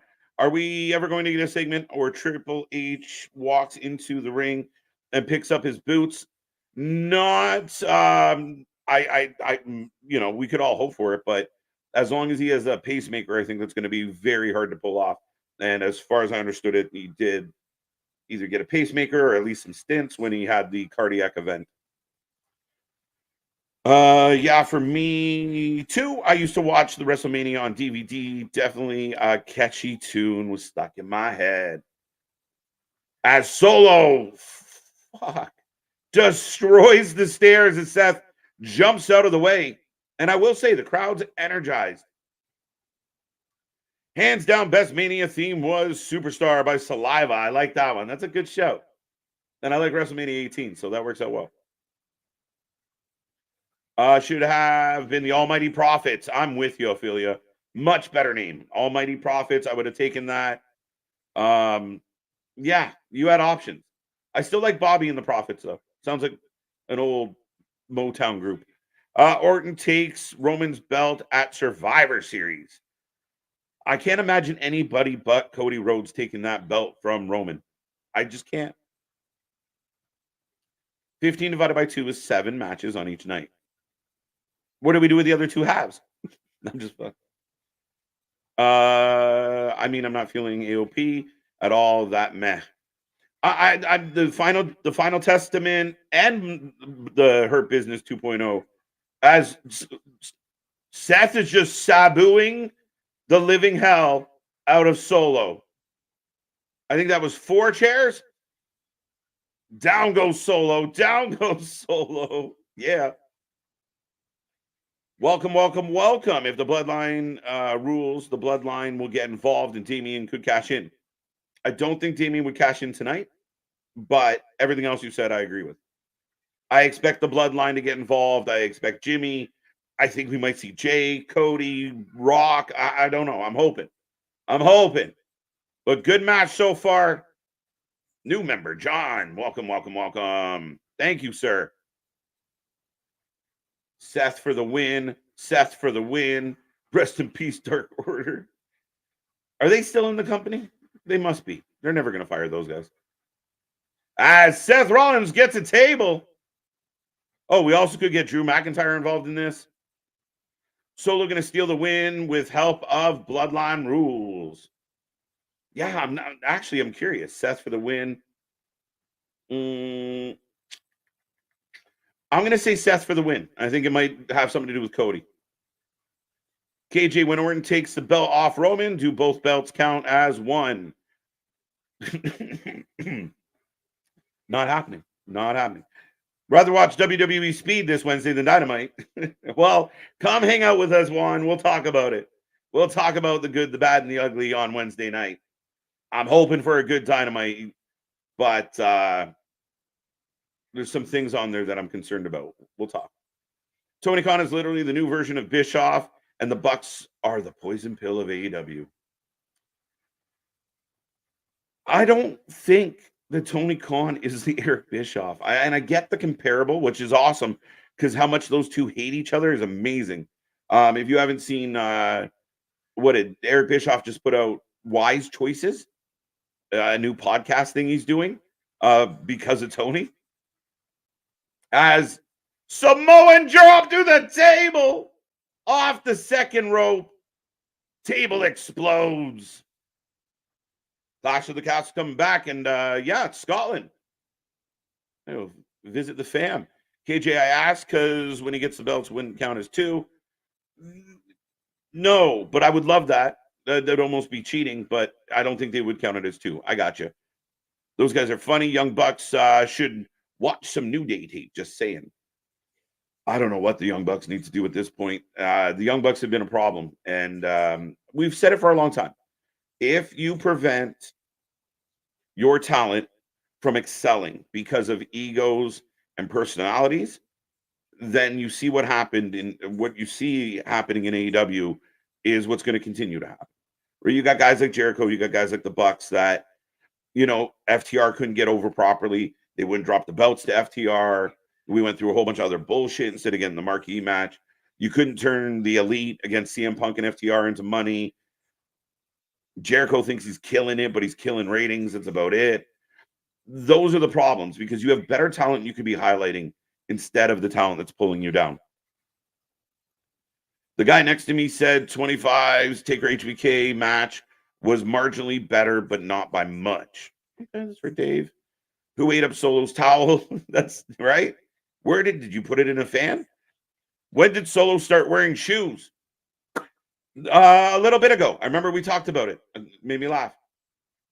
Is Cody exclusive to Raw after he wins the title or SmackDown? Or do we unify the titles? Roman was tied to SmackDown, or we get a new title? I think if Cody beats Roman, he goes to SmackDown. That's my take. Because you still have the World Heavyweight Championship on Raw. So Cody would move. I don't think they would merge the titles. I don't think they'd put them together. Nothing like that. As I will say, we still are on commercial break. Let's go. Wrestling needs to back away from get as many people as we can on a show, booking, back to the basics, less battle royals, less tournaments, keep it simple. Daniel, I'm with you, man. I've been very vocal for a long time. Like, I don't love a 2-night WrestleMania. I understand why they did it, because I don't want a 12-hour one-day Mania. But I liked it better when it was like the big four, Royal Rumble Mania, Survivor Series, and SummerSlam. They were like the 4-hour shows. They were the big shows. And then you had the smaller shows. But not everybody got to be on them. There was some good wrestlers that didn't get to be on WrestleMania.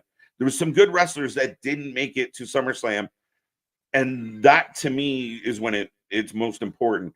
When you book to the way where you're just putting on 14 and 15 matches and you're throwing in, what was it at Revolution? The Superstar, the All-Star, Scramble. It's bad. And it's just booking people for the sake of booking people. Makes your show 6 hours of wanting to poke your eyes out by the end. Who throws a shoe? Eric is fair when criticizing WWE and AEW. I believe, I don't know what Eric said. Are you interested in Will Ospreay versus Powerhouse Hobbs? Not really, Damien. And I have two reasons why. And we're still in commercial, by the way. One, it's really odd that he's fighting every member of his faction that he's still in. Like, the dialogue going through all this is the fact that he's still in the faction. So I don't love it. I don't think Hobbs is going to bring out the best in Ospreay. And if Ospreay's just going to be in weekly nothing matches, you're going to burn out Ospreay. You're going to burn out his value. I'd rather him work an angle, have a back and forth with Bryan, build up their match for Dynasty instead of a nothing match. That's just my take. Maybe I'm wrong. I'm not going to complain that we're getting an Ospreay match. I'm not. But Seth with the table, got that. Got that one. Oh, Solo into the stairs again. What if Cody gets every single person that has been a rival for The Rock, Taker, Cena? A lot of people have rumored this. I don't like it. I think it's too over the top. I do think Taker, Austin, Cena, others will be at WrestleMania. It is WrestleMania 40, so they're going to try and hype it up. But if they all get involved in the storyline, I don't much care. Seth got the stairs. Taking out Solo. Seth for the win. New Gen is really good. Definitely recommend. Thank you, Jay Harris. Have not watched it yet, but I do appreciate that. What was the one they used to do for NXT? Not Tough Enough. I know Tough Enough, but remember they did like the black and gold. What was that called? Y'all let me know. He should have Samoan dropped him through the table. What an idiot. We got another table. What do you think about Chris Jericho calling out Hook this Wednesday? Okay, I'll answer that real quick in a second. Do you think Cody is challenged the night after Mania? That'd be very interesting. Maybe not challenged, but definitely if he has the belt, who is on deck to take him on, I could definitely see making his presence felt. I personally think there's an opportunity for Randy Orton and Cody, two old friends, two guys with history. I think that works really well. Yes, we are. Solo hanging up Seth on the rope. I feel hella oozy right now. Pause, bro. Anyone feeling oozy tonight? We're all feeling oozy. Cody just tweeted. What did he tweet? What did the tweet say? Cody is here. We ain't seen him all damn night. I'm still expecting Cody Rhodes. Don't kid yourself. That is my prediction. When you keep reminding us that he's not medically cleared, he's probably going to show up.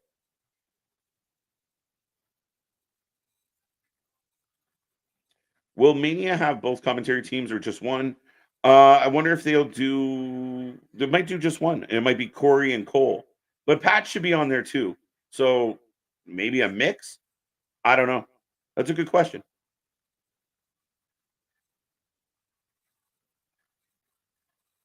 The crowd on their feet. Power bomb Solo through the table. Followed by a stomp. Okay, who comes? There's Jimmy. Right on cue. Super kick. Do we get Jay? Here comes Jay. With Lil Wayne. No, I'm kidding. No Wayne. No heat. Stomp Seth. It's been a great match. Now Jimmy and Jay going at it.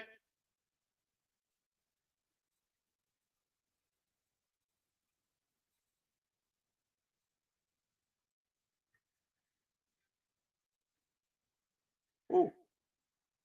Have you watched Tony Town Wrestling on YouTube? No, I have not.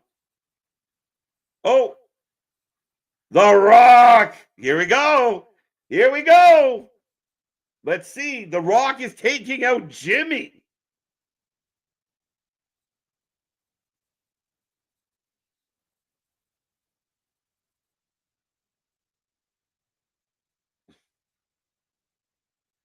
Here comes the final boss. Seth trying to get to his feet. I do think there's a chance that Cody and Seth do win tag match, and then Cody actually gets Reigns one-on-one. Listen, I know that's not my vote, but I could see it happening, and I'd be very content with that.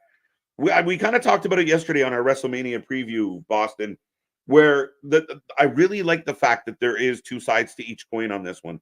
I do really like the fact that, we don't know who's going to be right. This one's a trickier Mania to predict overall. Seth is smiling. The booby trap as the American Nightmare is here. Let's go. So someone in the chat would rather than bring back WWE Saturday Night Heat, WWE Velocity back for PLEs like WrestleMania. Cody is on fire all over The Rock. Not medically cleared. Oh, no.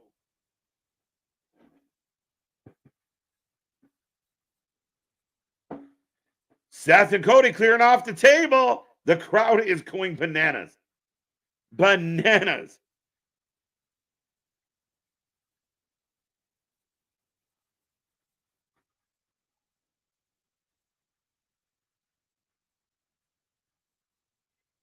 The crowd goes wild. Is The Rock bleeding? Not yet. Maybe. Roman Reigns. Told you. Yeah, okay, we did get blood, didn't we? Oh, Seth and Roman going at it. They stumbled over the desk cover by the looks of it.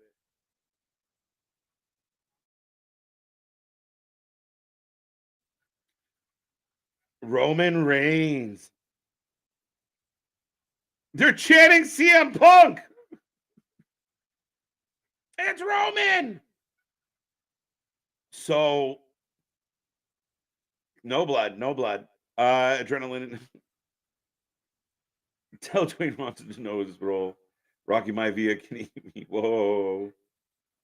I guess Cody's not going to get his revenge tonight. Rock deserves it. Last time they did this at main event chat. Spear. Cody cut in half. So they really are digging into Cody just getting whooped. Yeah, 100%. This is awesome. I knew this. I really thought Cody would get some redemption tonight. I'm surprised.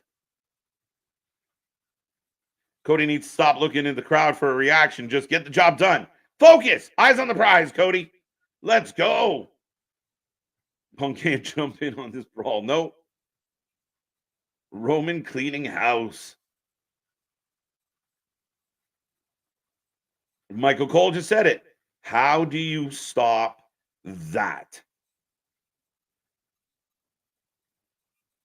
Cody weak. That's exactly what he's supposed to be right now.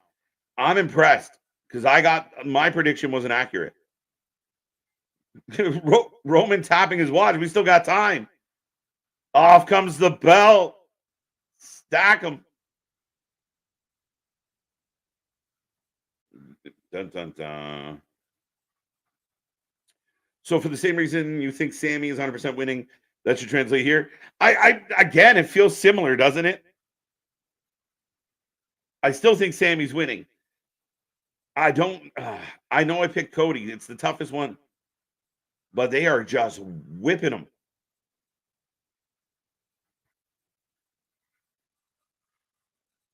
Yeah, isn't this still a match? Richard's got a point. Right? There was no DQ. We're solo when we need them. As Seth and Cody are just getting annihilated. I think Seth cursed. Yeah, Boston, I feel like it's similar, man. Cody and Seth, yeah, bad. Did MJF whip him like this? Pretty close. Seth's taking the worst of it, to be honest. Oh, the crowd's eating this alive. They're on their feet. Solo's at the side. Yeah, no, the crowd's been really, really into everything they're getting tonight. Very good crowd. Record crowd for Raw. The energy's been outstanding. Yeah, 100%, Boston. And yes, Sami, same thing. But yeah, no, this is it, right? Like, I honestly thought Cody might get a little bit of revenge tonight. Rock cursing again. This is excellent.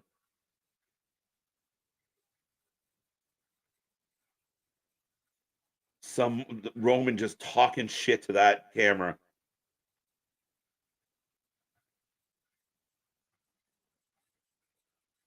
As Pat answered it, you can't. Yeah. You make the villains look insurmountable. As we break into Rocky sucks chants, him and his moo vest. This is traumatizing. It's horrific. Triple H should come out. Great Raw, 10 out of 10. Pharaoh's at home with his paws. Yeah.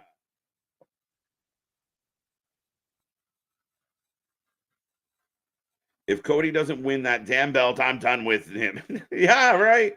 Zero blitz. I mean, that's my question, and that's why I think Cody Rhodes will win at Mania.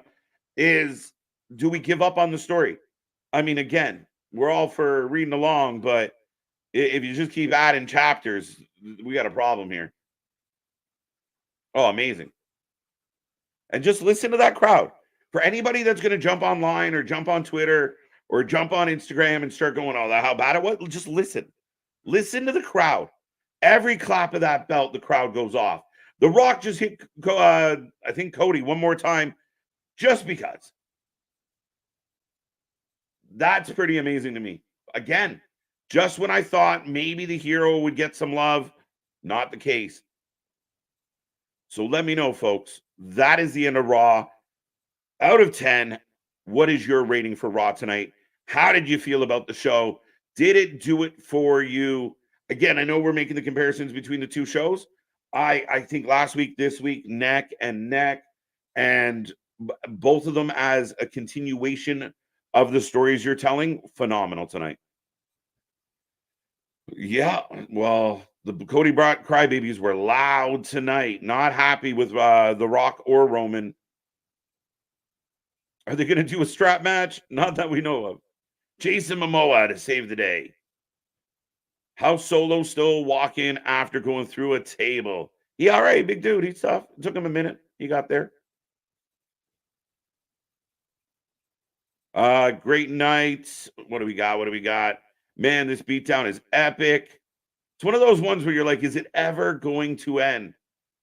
9 out of 10. 10 out of 10. Ooh, The Rock is killing it. I hope at WrestleMania this is the end of the bloodline forever. Could be. Could be. Jordan loving it. 8.5 out of 10.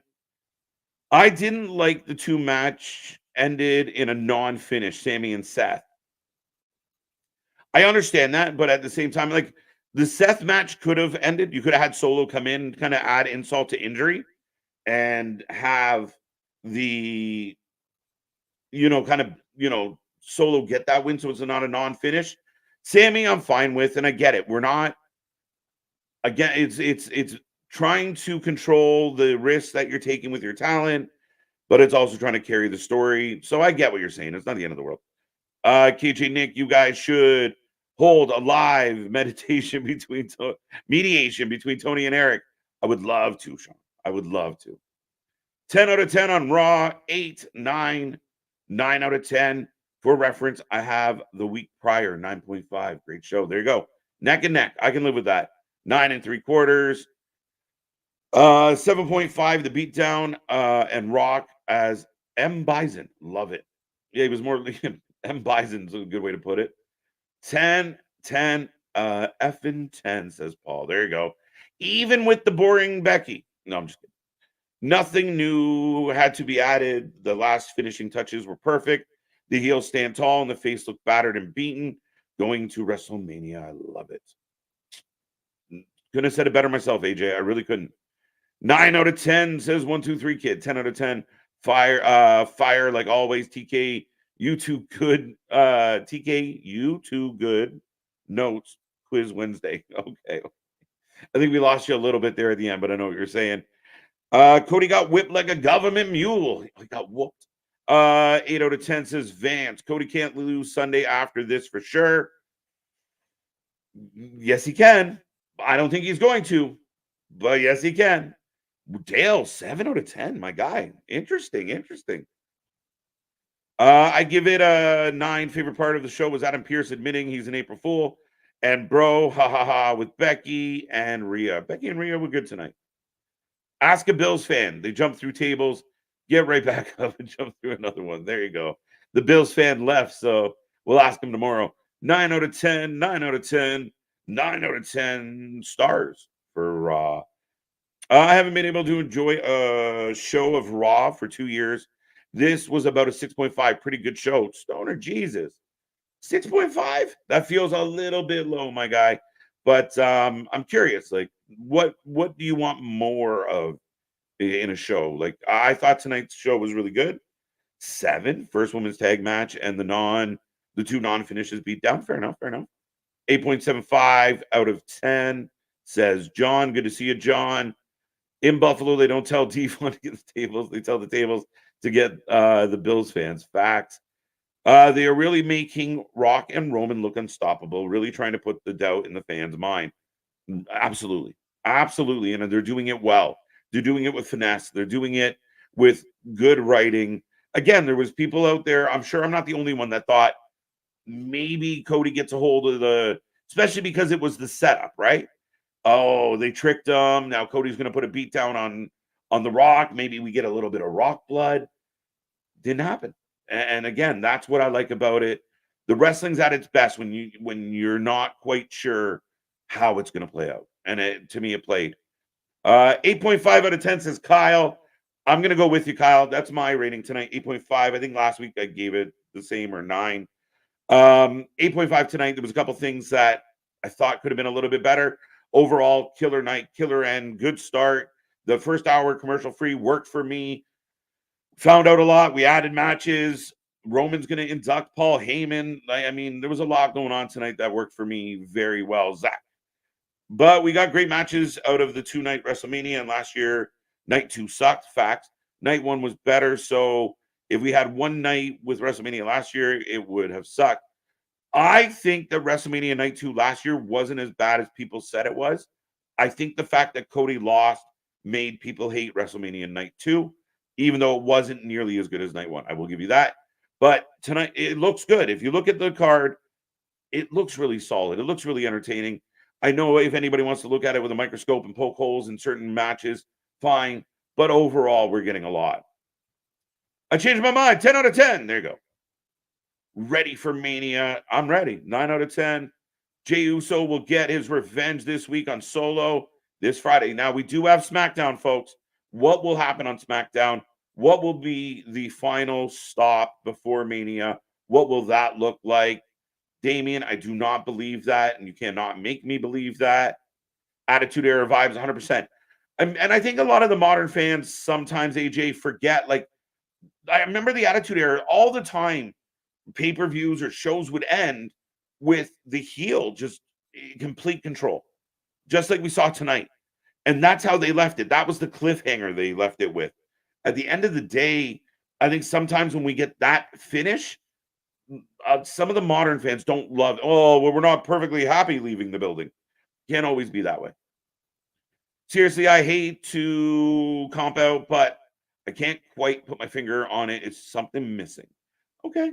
I mean, I agree. And I was one of those fans that had lapsed because of the Vince McMahon booking, for a while. But I think at the end of the day, I really, really love what's happening with Triple H and what he's doing and the direction and what they're building. Yeah, I mean, I think give it some time. Maybe we'll get you around. Raw feels like WWF Attitude Era.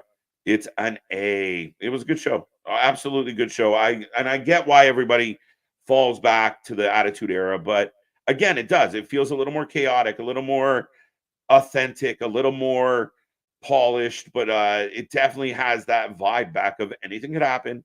You might get a little blood. You might get a few beat downs. It works.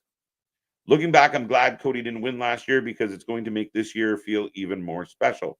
Facts. And again, a lot of people were so upset. Like, again, if he doesn't win this year, I'm wondering if that sentiment will carry.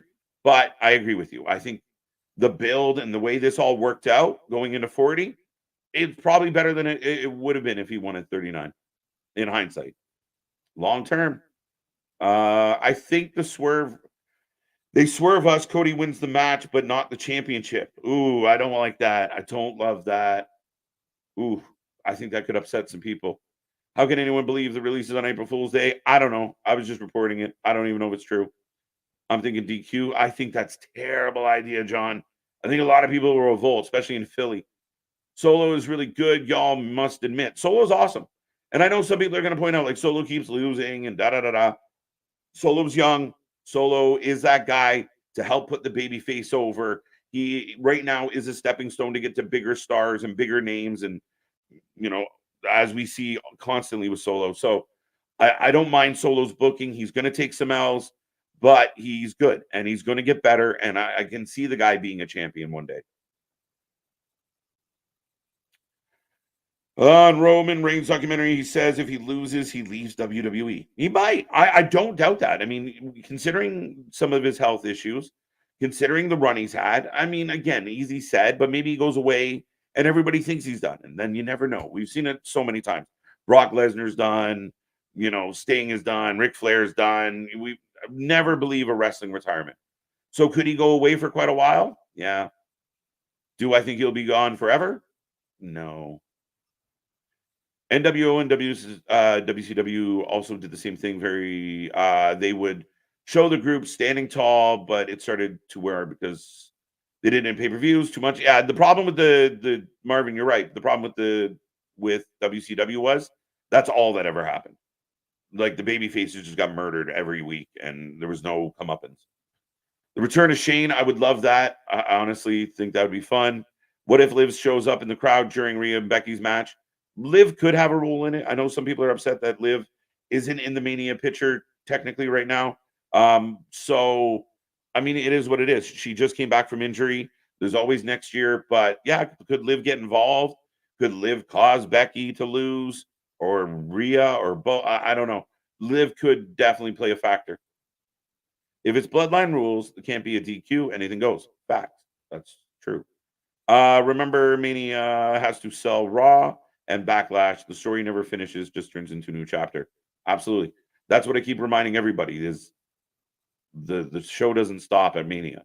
If Cody does not win this year, yes, some people are going to point out big flaws in that booking, but the show goes on. We're not done. We're going to continue to go. All right, I'm going to call last call on the chat before I say goodnight here, but I still want Cody to win the championship. Roman is too part-time for me. Facts, and I mean, a lot of people feel that way. Wrestling for Life, great show. All shows is an A. Thank you so much, Jordan Smith. Anything that doesn't end with fireworks and red and white and blue is going to piss a majority of the fans off. You're not wrong. It will be very intriguing, dude, if Roman does win. I'm really curious of how that plays out. I'm with you. I think Cody's going to take it, but we'll see. I appreciate champions who defend weekly. I don't think world champions should defend weekly. I'll be 100% honest with you. I don't think that's the way it should be. I think the championship match has got to be special. I'm pretty sure Trios is Triple H is smart enough to know he's got to pull the trigger now. He might be, especially with the backlash, right? The hashtag we want Cody. I think that's a really good indication that your fan base is hoping for something. Rock will get the receipt in the tag match. I would have Jay, Seth, and Cody dismantle on Friday night, proving Cody needs numbers. Seth and Jay are not enough. I think they are telling us that in a way. Very interesting, Ridge. We'll see what Friday night holds. The beginning and the end was the best. Fair enough. Whether it is more matches, more promos, and I know I'm just being a heckler, and honestly, it may have just been something isn't anymore, right? Very valid. And again, I was right there with you at times, but I think they've come a long way. They've made Cody lose twice in a week. Fair enough. I don't think. Awesome. They beat his ass twice in a week. Yeah. Bret the Hitman Hart. There you go. All right, folks. I'm going to peel through a couple. Cody needs for they all tell him without. Fair enough. Fair enough. Fair enough. Nice try on the April Fools. Yeah, I'm not going there. Jay's going to turn on Cody at Mania. I don't think so. Thanks to The Rock, and you'll have Cody versus Jay after that. Interesting. I don't think so, but interesting. KJ, do you think AEW is making cuts to make up for the big checks and the free agents and so controlling the budget? We still don't know Warner Brothers Discovery's status with AEW TV deal expires so soon, so no announcement. Two, and I'll try to answer these real quick and say goodnight. Yes, but the thing is, we've always talked about the unlimited budget that is Tony Khan. So if he is seeing a need to start cutting some talent that he doesn't utilize, does this mean he's trying to get a little more money conscious? Maybe. But yeah, he did just bring in a whole shit ton of money. We don't know what MJF's status is. And then in addition to that, the Warner Brother Discovery thing is very interesting because the relationship has been good. Publicly, it's been good. My concern with AEW and Warner Brothers is if Tony values his company way up here, the way he does publicly, and says, no, we're killing it. We're great. We're having the best ever. And Warner Brothers Discovery has a bunch of analytics that say otherwise. That might not be a very easy negotiation. You know what I mean? Like Tony thinks everything's wonderful. What if it's not? What if Warner Brothers Discovery isn't willing to pay what Tony wants? Now, there's also rumors that Warner Brothers Discovery has a stake in AEW, and that's partly why they don't give a shit about the ratings. But we'll find out. They're in a tough spot, and they got to start selling tickets. I had that comment earlier tonight with the hint of Roman walking out with the title. Fair enough. Ooh, they owe Liv one next year. Possibly, yeah. Let us not forget Punk was wearing an Avengers shirt in his rehab video. All right, now we're looking deep, Tony. Ango just put a video on the firing. Shout out to Ango, good guy. I want to hear that broken glass. Here comes the rattlesnake. Interesting. We always want to hear that, though. Drew or Rikishi to help Roman retain at WrestleMania. I'm going to leave it on that, AJ. Ladies and gentlemen, that was Monday Night Raw. We thank you for starting off your week with us tonight. We appreciate everyone being a part of the shows. Be a friend, tell a friend. Make sure you hit like, share, subscribe. And again, anywhere they're talking about wrestling, let them know about us. We're back tomorrow for NXT. It's going to be a fun night. Go home show for Stand and Deliver. We'll see what that is.